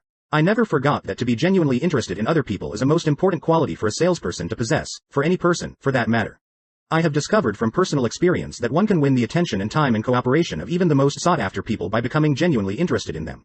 Let me illustrate. Years ago I conducted a course in fiction writing at the Brooklyn Institute of Arts and Sciences, and we wanted such distinguished and busy authors as Kathleen Norris, Fannie Hurst, Ida Tarbell, Albert Payson Terhune and Rupert Hughes to come to Brooklyn and give us the benefit of their experiences.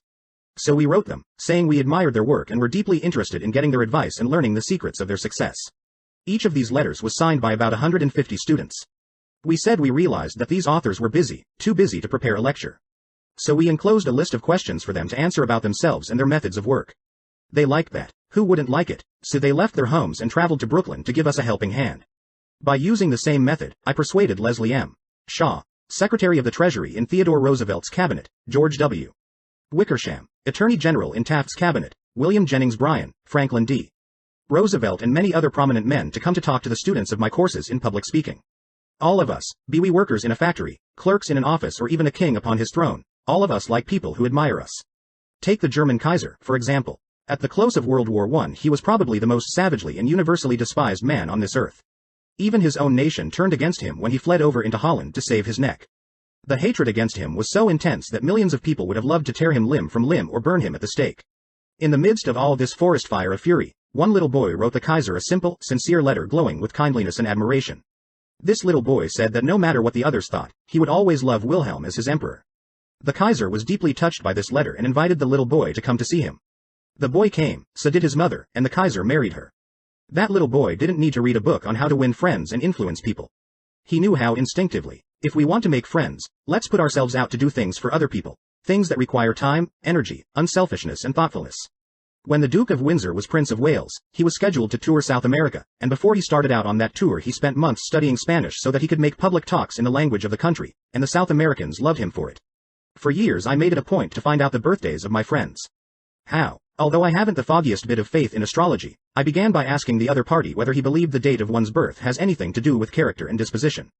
I then asked him or her to tell me the month and day of birth. If he or she said November 24th, for example, I kept repeating to myself, November 24th, November 24th. The minute my friend's back was turned I wrote down the name and birthday and later would transfer it to a birthday book. At the beginning of each year, I had these birthday dates scheduled in my calendar pad so that they came to my attention automatically.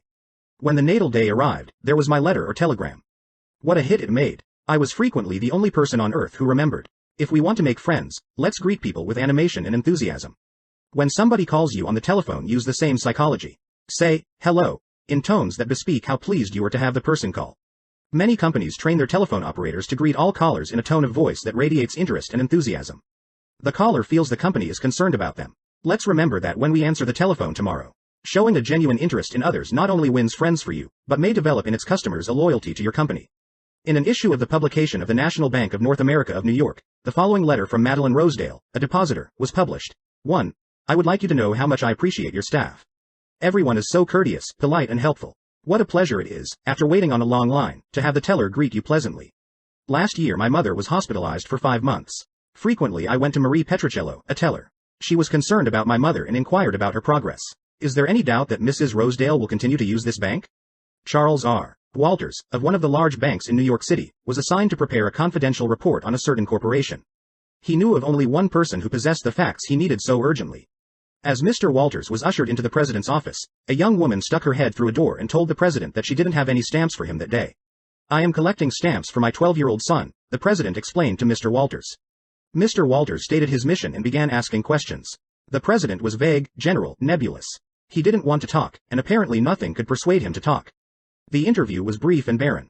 Frankly, I didn't know what to do, Mr. Walters said as he related the story to the class.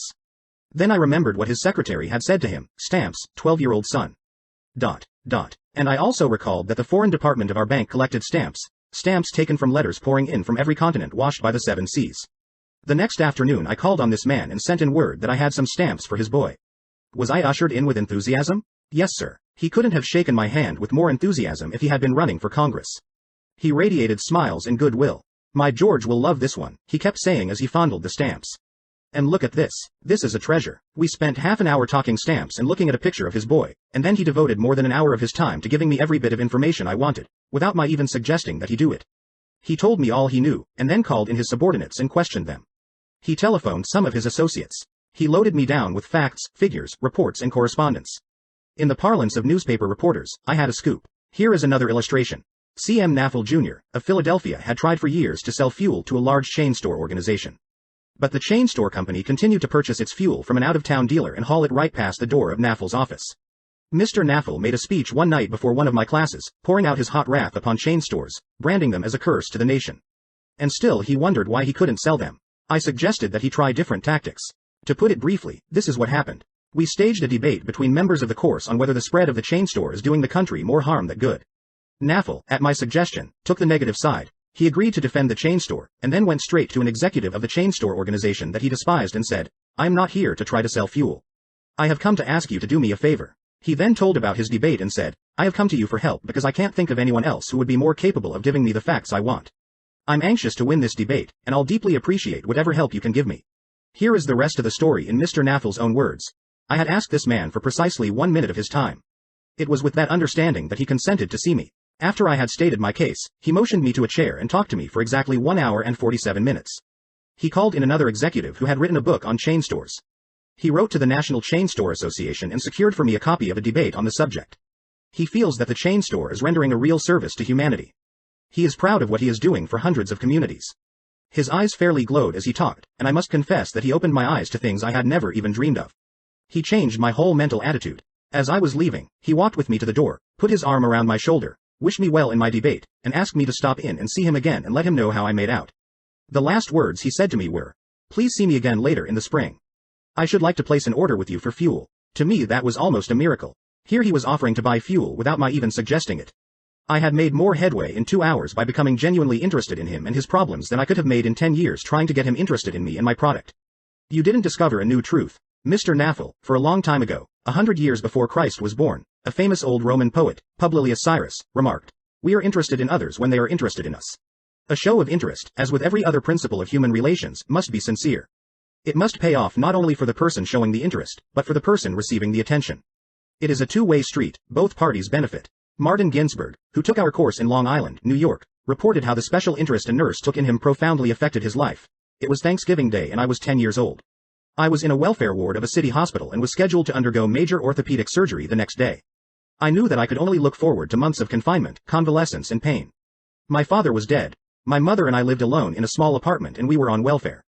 My mother was unable to visit me that day. As the day went on, I became overwhelmed with the feeling of loneliness, despair and fear. I knew my mother was at home alone worrying about me, not having anyone to be with, not having anyone to eat with and not even having enough money to afford a Thanksgiving Day dinner. The tears welled up in my eyes, and I stuck my head under the pillow and pulled the covers over it. I cried silently, but oh so bitterly, so much that my body racked with pain. A young student nurse heard my sobbing and came over to me. She took the covers off my face and started wiping my tears. She told me how lonely she was, having to work that day and not being able to be with her family. She asked me whether I would have dinner with her. She brought 2 trays of food, sliced turkey, mashed potatoes, cranberry sauce and ice cream for dessert. She talked to me and tried to calm my fears. Even though she was scheduled to go off duty at 4 p.m., she stayed on her own time until almost 11 p.m. She played games with me, talked to me and stayed with me until I finally fell asleep. Many Thanksgivings have come and gone since I was 10. But one never passes without me remembering that particular one and my feelings of frustration, fear, loneliness and the warmth and tenderness of the stranger that somehow made it all bearable. If you want others to like you, if you want to develop real friendships, if you want to help others at the same time as you help yourself, keep this principle in mind. Principle 1. Become genuinely interested in other people. Chapter 2. A simple way to make a good first impression. At a dinner party in New York, one of the guests, a woman who had inherited money, was eager to make a pleasing impression on everyone. She had squandered a modest fortune on sables, diamonds and pearls. But she hadn't done anything whatever about her face. It radiated sourness and selfishness. She didn't realize what everyone knows, namely, that the expression one wears on one's face is far more important than the clothes one wears on one's back. Charles Schwab told me his smile had been worth $1 million. And he was probably understating the truth. For Schwab's personality, his charm, his ability to make people like him, were almost wholly responsible for his extraordinary success, and one of the most delightful factors in his personality was his captivating smile. Actions speak louder than words, and a smile says, I like you. You make me happy. I am glad to see you. That is why dogs make such a hit. They are so glad to see us that they almost jump out of their skins. So, naturally, we are glad to see them. A baby's smile has the same effect.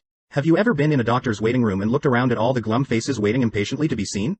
Dr. Stephen K. Sproul, a veterinarian in Raytown, Missouri, told of a typical spring day when his waiting room was full of clients waiting to have their pets inoculated. No one was talking to anyone else, and all were probably thinking of a dozen other things they would rather be doing than wasting time, sitting in that office. He told one of our classes, there were 6 or 7 clients waiting when a young woman came in with a 9-month-old baby and a kitten. As luck would have it, she sat down next to a gentleman who was more than a little distraught about the long wait for service. The next thing he knew, the baby just looked up at him with that great big smile that is so characteristic of babies. What did that gentleman do? Just what you and I would do, of course. He smiled back at the baby. Soon he struck up a conversation with the woman about her baby and his grandchildren, and soon the entire reception room joined in, and the boredom and tension were converted into a pleasant and enjoyable experience. An insincere grin? No, that doesn't fool anybody. We know it is mechanical and we resent it. I am talking about a real smile, a heartwarming smile, a smile that comes from within, the kind of smile that will bring a good price in the marketplace. Professor James V. McConnell, a psychologist at the University of Michigan, expressed his feelings about a smile. People who smile, he said, tend to manage, teach and sell more effectively, and to raise happier children. There's far more information in a smile than a frown. That's why encouragement is a much more effective teaching device than punishment. The employment manager of a large New York department store told me she would rather hire a sales clerk who hadn't finished grade school, if he or she has a pleasant smile, than to hire a doctor of philosophy with a somber face. The effect of a smile is powerful, even when it is unseen.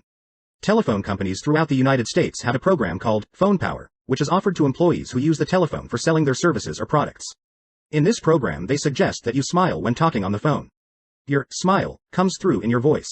Robert Cryer, manager of a computer department for a Cincinnati, Ohio, company, told how he had successfully found the right applicant for a hard-to-fill position. I was desperately trying to recruit a PhD in computer science for my department. I finally located a young man with ideal qualification who was about to be graduated from Purdue University. After several phone conversations I learned that he had several offers from other companies, many of them larger and better known than mine. I was delighted when he accepted my offer. After he started on the job, I asked him why he had chosen us over the others. He paused for a moment and then he said, I think it was because managers in the other companies spoke on the phone in a cold, business-like manner, which made me feel like just another business transaction. Your voice sounded as if you were glad to hear from me. That you really wanted me to be part of your organization. You can be assured, I am still answering my phone with a smile. The chairman of the board of directors of one of the largest rubber companies in the United States told me that, according to his observations, people rarely succeed at anything unless they have fun doing it.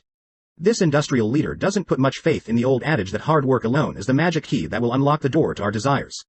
I have known people, he said, who succeeded because they had a rip-roaring good time conducting their business. Later, I saw those people change as the fun became work. The business had grown dull. They lost all joy in it, and they failed. You must have a good time meeting people if you expect them to have a good time meeting you. I have asked thousands of business people to smile at someone every hour of the day for a week and then come to class and talk about the results. How did it work? Let's see. Here is a letter from William B. Steinhardt, a New York stockbroker. His case isn't isolated. In fact, it is typical of hundreds of cases. I have been married for over 18 years, wrote Mr. Steinhardt, and in all that time I seldom smiled at my wife or spoke 24 words to her from the time I got up until I was ready to leave for business. I was one of the worst grouches who ever walked down Broadway. When you asked me to make a talk about my experience with smiles, I thought I would try it for a week. So the next morning, while combing my hair, I looked at my glum mug in the mirror and said to myself, Bill, you are going to wipe the scowl off that sour puss of yours today. You are going to smile. And you are going to begin right now. As I sat down to breakfast, I greeted my wife with a good morning, my dear, and smiled as I said it. You warned me that she might be surprised. Well, you underestimated her reaction. She was bewildered. She was shocked. I told her that in the future she could expect this as a regular occurrence, and I kept it up every morning. This changed attitude of mine brought more happiness into our home in the 2 months since I started than there was during the last year. As I leave for my office, I greet the elevator operator in the apartment house with a good morning and a smile. I greet the doorman with a smile. I smile at the cashier in the subway booth when I ask for change. As I stand on the floor of the stock exchange, I smile at people who until recently never saw me smile. I soon found that everybody was smiling back at me. I treat those who come to me with complaints or grievances in a cheerful manner. I smile as I listen to them and I find that adjustments are accomplished much easier. I find that smiles are bringing me many dollars every day. I share my office with another broker. One of his clerks is a likable young chap, and I was so elated about the results I was getting that I told him recently about my new philosophy of human relations. He then confessed that when I first came to share my office with his firm he thought me a terrible grouch, and only recently changed his mind. He said I was really human when I smiled. I have also eliminated criticism from my system. I give appreciation and praise now instead of condemnation. I have stopped talking about what I want. I am now trying to see the other person's viewpoint. And these things have literally revolutionized my life. I am a totally different man, a happier man, a richer man, richer in friendships and happiness. The only things that matter much after all. You don't feel like smiling? Then what? 2 things. First, force yourself to smile. If you are alone, force yourself to whistle or hum a tune or sing. Act as if you were already happy, and that will tend to make you happy. Here is the way the psychologist and philosopher William James put it. Action seems to follow feeling, but really action and feeling go together. And by regulating the action, which is under the more direct control of the will, we can indirectly regulate the feeling, which is not. Thus the sovereign voluntary path to cheerfulness, if our cheerfulness be lost, is to sit up cheerfully and to act and speak as if cheerfulness were already there. Single quote. Everybody in the world is seeking happiness, and there is one sure way to find it. That is by controlling your thoughts. Happiness doesn't depend on outward conditions. It depends on inner conditions. It isn't what you have or who you are or where you are or what you are doing that makes you happy or unhappy. It is what you think about it. For example, 2 people may be in the same place, doing the same thing. Both may have about an equal amount of money and prestige, and yet one may be miserable and the other happy. Why? Because of a different mental attitude. I have seen just as many happy faces among the poor peasants toiling with their primitive tools in the devastating heat of the tropics as I have seen in air-conditioned offices in New York, Chicago or Los Angeles. There is nothing either good or bad, said Shakespeare, but thinking makes it so. Abe Lincoln once remarked that most folks are about as happy as they make up their minds to be. He was right. I saw a vivid illustration of that truth as I was walking up the stairs of the Long Island Railroad station in New York. Directly in front of me 30 or 40 crippled boys on canes and crutches were struggling up the stairs. One boy had to be carried up. I was astonished at their laughter and gaiety. I spoke about it to one of the men in charge of the boys. Oh, yes, he said, when a boy realizes that he is going to be a cripple for life, he is shocked at first. But after he gets over the shock, he usually resigns himself to his fate and then becomes as happy as normal boys. I felt like taking my hat off to those boys. They taught me a lesson I hope I shall never forget. Working all by oneself in a closed-off room in an office not only is lonely, but it denies one the opportunity of making friends with other employees in the company. Señora Maria Gonzalez of Guadalajara, Mexico, had such a job. She envied the shared comradeship of other people in the company as she heard their chatter and laughter. As she passed them in the hall during the first weeks of her employment, she shyly looked the other way. After a few weeks, she said to herself, Maria, you can't expect those women to come to you. You have to go out and meet them. The next time she walked to the water cooler, she put on her brightest smile and said, Hi, how are you today, to each of the people she met. The effect was immediate. Smiles and hellos were returned, the hallway seemed brighter, the job friendlier. Acquaintanceships developed and some ripened into friendships. Her job and her life became more pleasant and interesting. Peruse this bit of sage advice from the essayist and publisher Elbert Hubbard. But remember, perusing it won't do you any good unless you apply it. Whenever you go out of doors, draw the chin in, carry the crown of the head high, and fill the lungs to the utmost. Drink in the sunshine. Greet your friends with a smile, and put soul into every handclasp. Do not fear being misunderstood and do not waste a minute thinking about your enemies. Try to fix firmly in your mind what you would like to do, and then, without veering off direction, you will move straight to the goal. Keep your mind on the great and splendid things you would like to do, and then, as the days go gliding away, you will find yourself unconsciously seizing upon the opportunities that are required for the fulfillment of your desire, just as the coral insect takes from the running tide the element it needs. Picture in your mind the able, earnest, useful person you desire to be, and the thought you hold is hourly transforming you into that particular individual. Thought is supreme. Preserve a right mental attitude, the attitude of courage, frankness, and good cheer. To think rightly is to create. All things come through desire and every sincere prayer is answered. We become like that on which our hearts are fixed. Carry your chin in and the crown of your head high. We are gods in the chrysalis. The ancient Chinese were a wise lot, wise in the ways of the world, and they had a proverb that you and I ought to cut out and paste inside our hats. It goes like this. A man without a smiling face must not open a shop. Your smile is a messenger of your goodwill. Your smile brightens the lives of all who see it. To someone who has seen a dozen people frown, scowl or turn their faces away, your smile is like the sun breaking through the clouds. Especially when that someone is under pressure from his bosses, his customers, his teachers or parents or children, a smile can help him realize that all is not hopeless, that there is joy in the world. Some years ago, a department store in New York City, in recognition of the pressures its sales clerks were under during the Christmas rush, presented the readers of its advertisements with the following homely philosophy. The value of a smile at Christmas: it costs nothing, but creates much. It enriches those who receive, without impoverishing those who give. It happens in a flash and the memory of it sometimes lasts forever. None are so rich they can get along without it, and none so poor but are richer for its benefits. It creates happiness in the home, fosters goodwill in a business, and is the countersign of friends. It is rest to the weary, daylight to the discouraged, sunshine to the sad, and nature's best antidote for trouble. Yet it cannot be bought, begged, borrowed, or stolen, for it is something that is no earthly good to anybody till it is given away. And if in the last-minute rush of Christmas buying some of our salespeople should be too tired to give you a smile, may we ask you to leave one of yours? For nobody needs a smile so much as those who have none left to give. Principle 2. Smile. Chapter 3. If you don't do this, you are headed for trouble. Back in 1898, a tragic thing happened in Rockland County, New York. A child had died, and on this particular day the neighbors were preparing to go to the funeral. Jim Farley went out to the barn to hitch up his horse. The ground was covered with snow, the air was cold and snappy.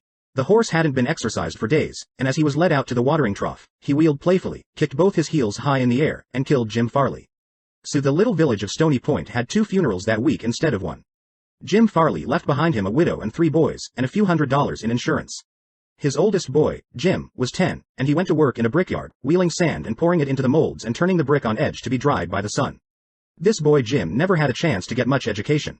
But with his natural geniality, he had a flair for making people like him, so he went into politics, and as the years went by, he developed an uncanny ability for remembering people's names. He never saw the inside of a high school, but before he was 46 years of age, 4 colleges had honored him with degrees and he had become chairman of the Democratic National Committee and Postmaster General of the United States. I once interviewed Jim Farley and asked him the secret of his success. He said, hard work, and I said, don't be funny. He then asked me what I thought was the reason for his success. I replied, I understand you can call 10,000 people by their first names. No, you are wrong, he said. I can call 50,000 people by their first names. Make no mistake about it. That ability helped Mr. Farley put Franklin D. Roosevelt in the White House when he managed Roosevelt's campaign in 1932. During the years that Jim Farley traveled as a salesman for a gypsum concern, and during the years that he held office as town clerk in Stony Point, he built up a system for remembering names. In the beginning, it was a very simple one. Whenever he met a new acquaintance, he found out his or her complete name and some facts about his or her family, business and political opinions. He fixed all these facts well in mind as part of the picture, and the next time he met that person, even if it was a year later, he was able to shake hands, inquire after the family, and ask about the hollyhocks in the backyard. No wonder he developed a following. For months before Roosevelt's campaign for president began, Jim Farley wrote hundreds of letters a day to people all over the western and northwestern states. Then he hopped onto a train and in 19 days covered 20 states and 12,000 miles, traveling by buggy, train, automobile and boat. He would drop into town to meet his people at lunch or breakfast, tea or dinner, and give them a heart-to-heart talk. Then he'd dash off again on another leg of his journey. As soon as he arrived back east, he wrote to one person in each town he had visited, asking for a list of all the guests to whom he had talked. The final list contained thousands and thousands of names, yet each person on that list was paid the subtle flattery of getting a personal letter from James Farley. These letters began, Dear Bill, or Dear Jane, and they were always signed, Jim. Jim Farley discovered early in life that the average person is more interested in his or her own name than in all the other names on earth put together. Remember that name and call it easily, and you have paid a subtle and very effective compliment.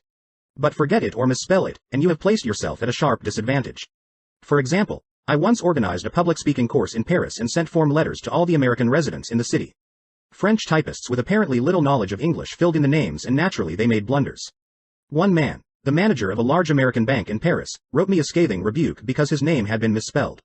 Sometimes it is difficult to remember a name, particularly if it is hard to pronounce. Rather than even try to learn it, many people ignore it or call the person by an easy nickname. Sid Levy called on a customer for some time whose name was Nicodemus Papadoulos.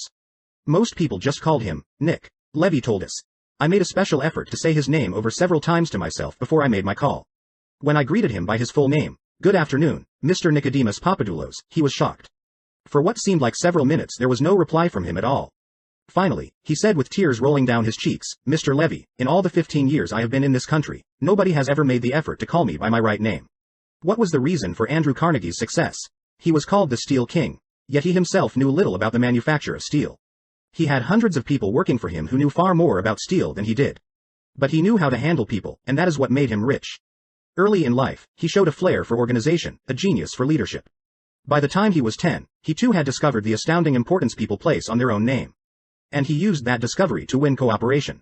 To illustrate, when he was a boy back in Scotland, he got hold of a rabbit, a mother rabbit. Presto, he soon had a whole nest of little rabbits, and nothing to feed them. But he had a brilliant idea. He told the boys and girls in the neighborhood that if they would go out and pull enough clover and dandelions to feed the rabbits, he would name the bunnies in their honor. The plan worked like magic, and Carnegie never forgot it. Years later, he made millions by using the same psychology in business. For example, he wanted to sell steel rails to the Pennsylvania Railroad. J. Edgar Thomson was the president of the Pennsylvania Railroad then. So Andrew Carnegie built a huge steel mill in Pittsburgh and called it the Edgar Thomson Steel Works. Here is a riddle, see if you can guess it. When the Pennsylvania Railroad needed steel rails, where do you suppose J. Edgar Thomson bought them? From Sears, Roebuck? No, you're wrong. Guess again. When Carnegie and George Pullman were battling each other for supremacy in the railroad sleeping car business, the Steel King again remembered the lesson of the rabbits. The Central Transportation Company, which Andrew Carnegie controlled, was fighting with the company that Pullman owned. Both were struggling to get the sleeping car business of the Union Pacific Railroad, bucking each other, slashing prices, and destroying all chance of profit. Both Carnegie and Pullman had gone to New York to see the board of directors of the Union Pacific. Meeting one evening in the St. Nicholas Hotel, Carnegie said, "Good evening, Mr. Pullman, aren't we making a couple of fools of ourselves?" "What do you mean?" Pullman demanded. Then Carnegie expressed what he had on his mind, a merger of their two interests. He pictured in glowing terms the mutual advantages of working with, instead of against, each other. Pullman listened attentively, but he was not wholly convinced. Finally he asked, "What would you call the new company?" And Carnegie replied promptly, "Why, the Pullman Palace Car Company, of course." Pullman's face brightened. "Come into my room," he said. "Let's talk it over." That talk made industrial history. This policy of remembering and honoring the names of his friends and business associates was one of the secrets of Andrew Carnegie's leadership. He was proud of the fact that he could call many of his factory workers by their first names, and he boasted that while he was personally in charge, no strike ever disturbed his flaming steel mills. Benton Love, chairman of Texas Commerce Bankshares, believes that the bigger a corporation gets, the colder it becomes. "One way to warm it up," he said, "is to remember people's names. The executive who tells me he can't remember names is at the same time telling me he can't remember a significant part of his business and is operating on quicksand."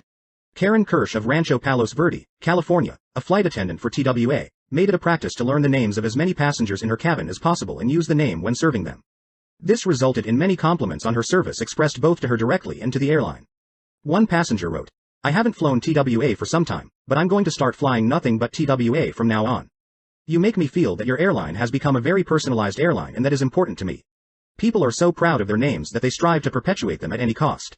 Even blustering, hard-boiled old P.T. Barnum, the greatest showman of his time, disappointed because he had no sons to carry on his name, offered his grandson, C.H. Seeley, $25,000 if he would call himself Barnum Seeley.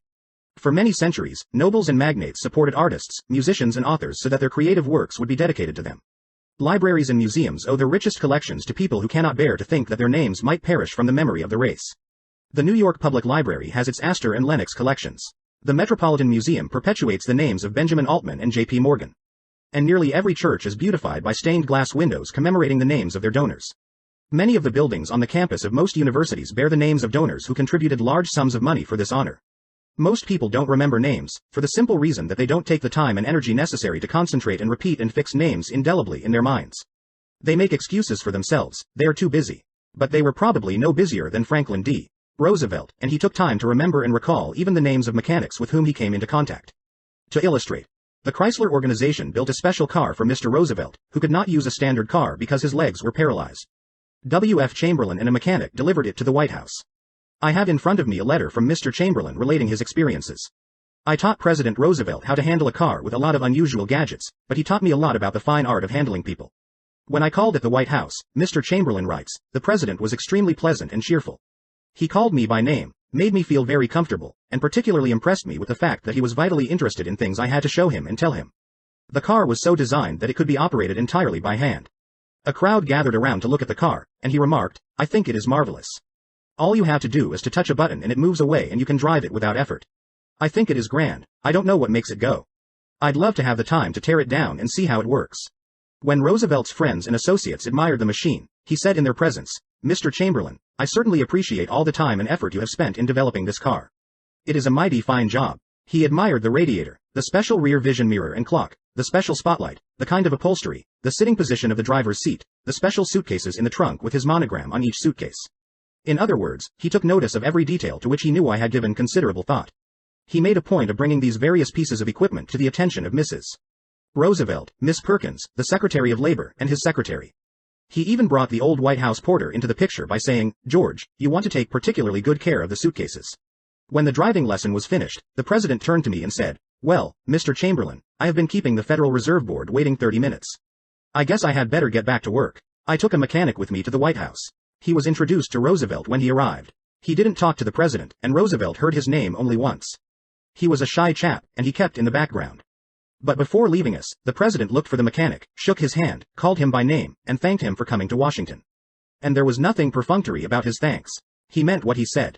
I could feel that. A few days after returning to New York, I got an autographed photograph of President Roosevelt and a little note of thanks again expressing his appreciation for my assistance. How he found time to do it is a mystery to me. Franklin D. Roosevelt knew that one of the simplest, most obvious and most important ways of gaining goodwill was by remembering names and making people feel important. Yet how many of us do it? Half the time we are introduced to a stranger, we chat a few minutes and can't even remember his or her name by the time we say goodbye. One of the first lessons a politician learns is this: to recall a voter's name is statesmanship. To forget it is oblivion. And the ability to remember names is almost as important in business and social contacts as it is in politics. Napoleon III, Emperor of France and nephew of the great Napoleon, boasted that in spite of all his royal duties he could remember the name of every person he met. His technique? Simple. If he didn't hear the name distinctly, he said, so sorry. I didn't get the name clearly. Then, if it was an unusual name, he would say, how is it spelled?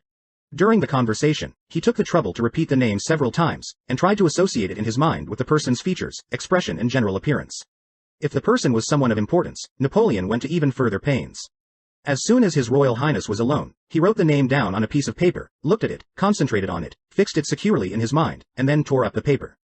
In this way, he gained an eye impression of the name as well as an ear impression. All this takes time, but good manners, said Emerson, are made up of petty sacrifices. The importance of remembering and using names is not just the prerogative of kings and corporate executives. It works for all of us. Ken Nottingham, an employee of General Motors in Indiana, usually had lunch at the company cafeteria. He noticed that the woman who worked behind the counter always had a scowl on her face. She had been making sandwiches for about 2 hours and I was just another sandwich to her. I told her what I wanted. She weighed out the ham on a little scale, then she gave me 1 leaf of lettuce, a few potato chips and handed them to me. The next day I went through the same line. Same woman, same scowl. I smiled and said, hello, Eunice, and then told her what I wanted. Well, she forgot the scale, piled on the ham, gave me 3 leaves of lettuce and heaped on the potato chips until they fell off the plate.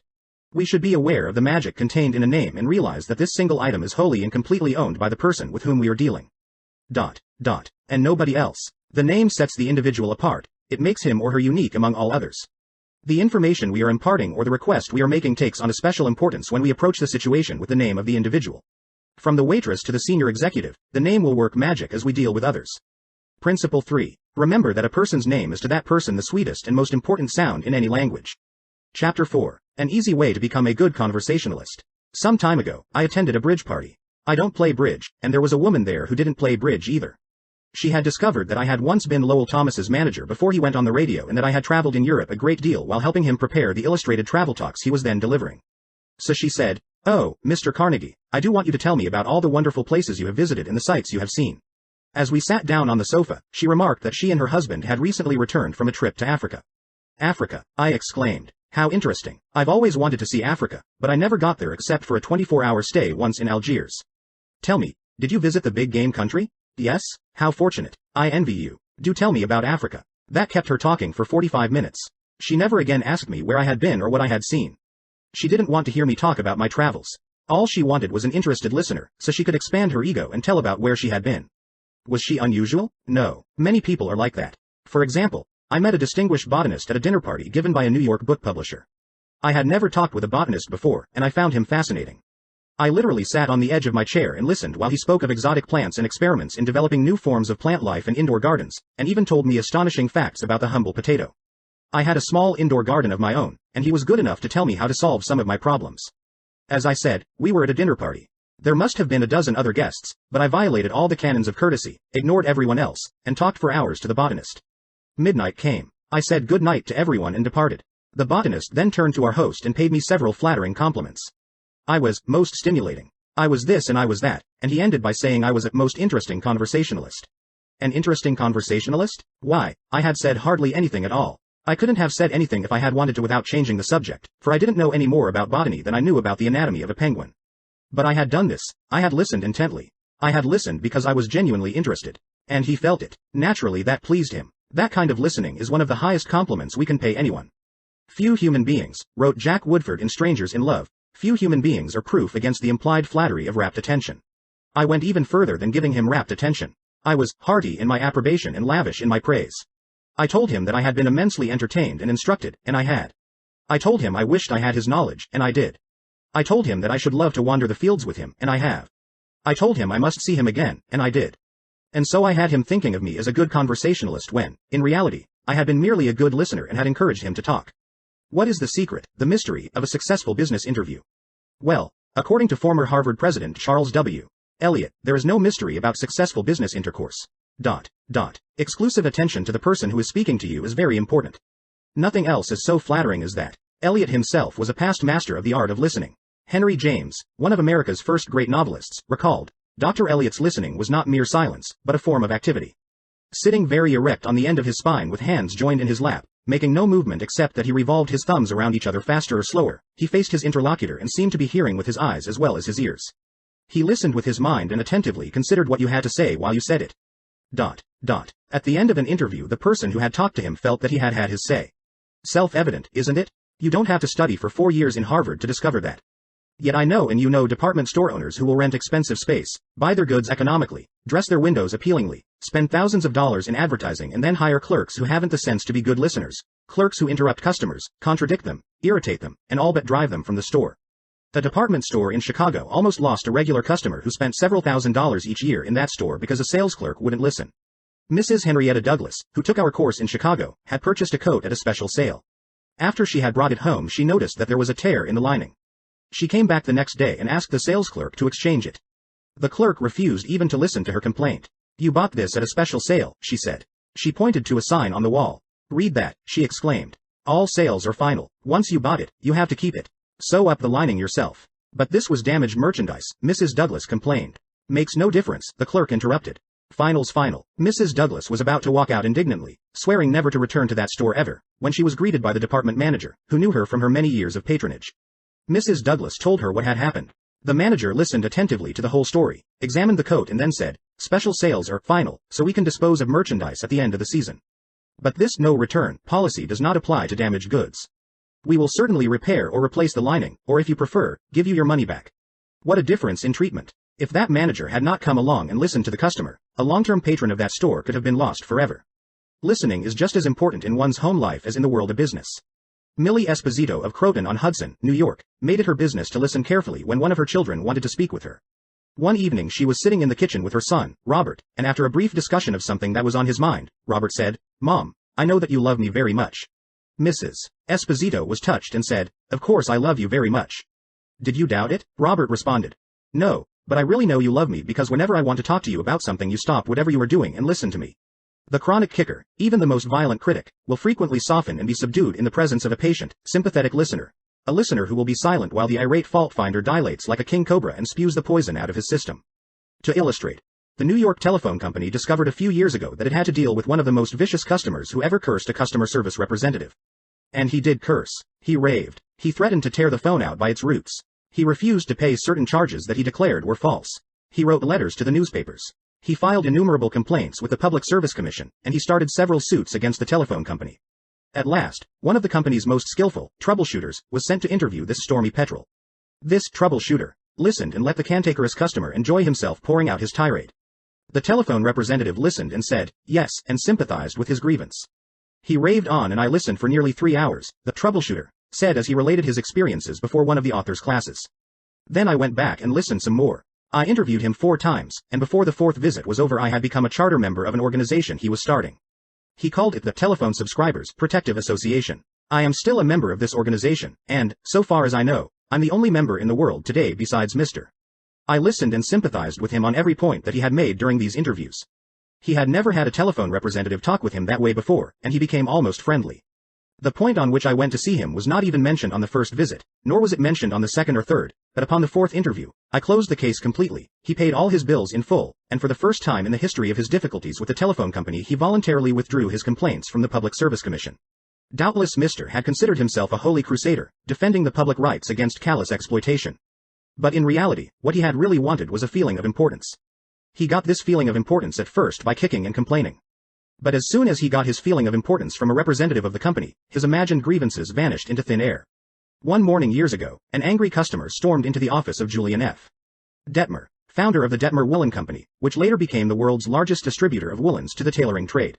This man owed us a small sum of money, Mr. Detmer explained to me. The customer denied it, but we knew he was wrong. So our credit department had insisted that he pay. After getting a number of letters from our credit department, he packed his grip, made a trip to Chicago, and hurried into my office to inform me not only that he was not going to pay that bill, but that he was never going to buy another dollar's worth of goods from the Detmer Woolen Company. I listened patiently to all he had to say. I was tempted to interrupt, but I realized that would be bad policy. So I let him talk himself out. When he finally simmered down and got in a receptive mood, I said quietly, I want to thank you for coming to Chicago to tell me about this. You have done me a great favor, for if our credit department has annoyed you, it may annoy other good customers, and that would be just too bad. Believe me, I am far more eager to hear this than you are to tell it. That was the last thing in the world he expected me to say. I think he was a trifle disappointed, because he had come to Chicago to tell me a thing or two, but here I was thanking him instead of scrapping with him. I assured him we would wipe the charge off the books and forget it, because he was a very careful man with only one account to look after, while our clerks had to look after thousands. Therefore, he was less likely to be wrong than we were. I told him that I understood exactly how he felt and that, if I were in his shoes, I should undoubtedly feel precisely as he did. Since he wasn't going to buy from us anymore, I recommended some other woolen houses. In the past, we had usually lunched together when he came to Chicago, so I invited him to have lunch with me this day. He accepted reluctantly, but when we came back to the office he placed a larger order than ever before. He returned home in a softened mood and, wanting to be just as fair with us as we had been with him, looked over his bills, found one had been mislaid, and sent us a check with his apologies. Later, when his wife presented him with a baby boy, he gave his son the middle name of Detmer, and he remained a friend and customer of the house until his death 22 years afterwards. Years ago, a poor Dutch immigrant boy washed the windows of a bakery shop after school to help support his family. His people were so poor that in addition he used to go out in the street with a basket every day and collect stray bits of coal that had fallen in the gutter where the coal wagons had delivered fuel. That boy, Edward Bach, never got more than 6 years of schooling in his life. Yet eventually he made himself one of the most successful magazine editors in the history of American journalism. How did he do it? That is a long story, but how he got his start can be told briefly. He got his start by using the principles in this chapter. He left school when he was 13, and became an office boy for Western Union, but he didn't for one moment give up the idea of an education. Instead, he started to educate himself. He saved his car fares and went without lunch until he had enough money to buy an encyclopedia of American biography, and then he did an unheard of thing. He read the lives of famous people and wrote them asking for additional information about their childhoods. He was a good listener. He asked famous people to tell him more about themselves.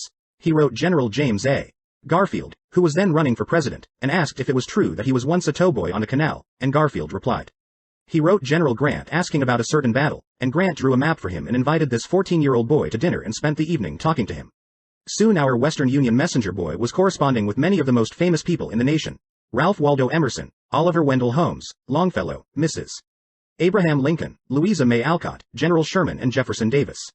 Not only did he correspond with these distinguished people, but as soon as he got a vacation, he visited many of them as a welcome guest in their homes. This experience imbued him with a confidence that was invaluable. These men and women fired him with a vision and ambition that shaped his life. And all this, let me repeat, was made possible solely by the application of the principles we are discussing here. Isaac F. Marcoson, a journalist who interviewed hundreds of celebrities, declared that many people fail to make a favorable impression because they don't listen attentively. They have been so much concerned with what they are going to say next that they do not keep their ears open. Very important people have told me that they prefer good listeners to good talkers, but the ability to listen seems rarer than almost any other good trait.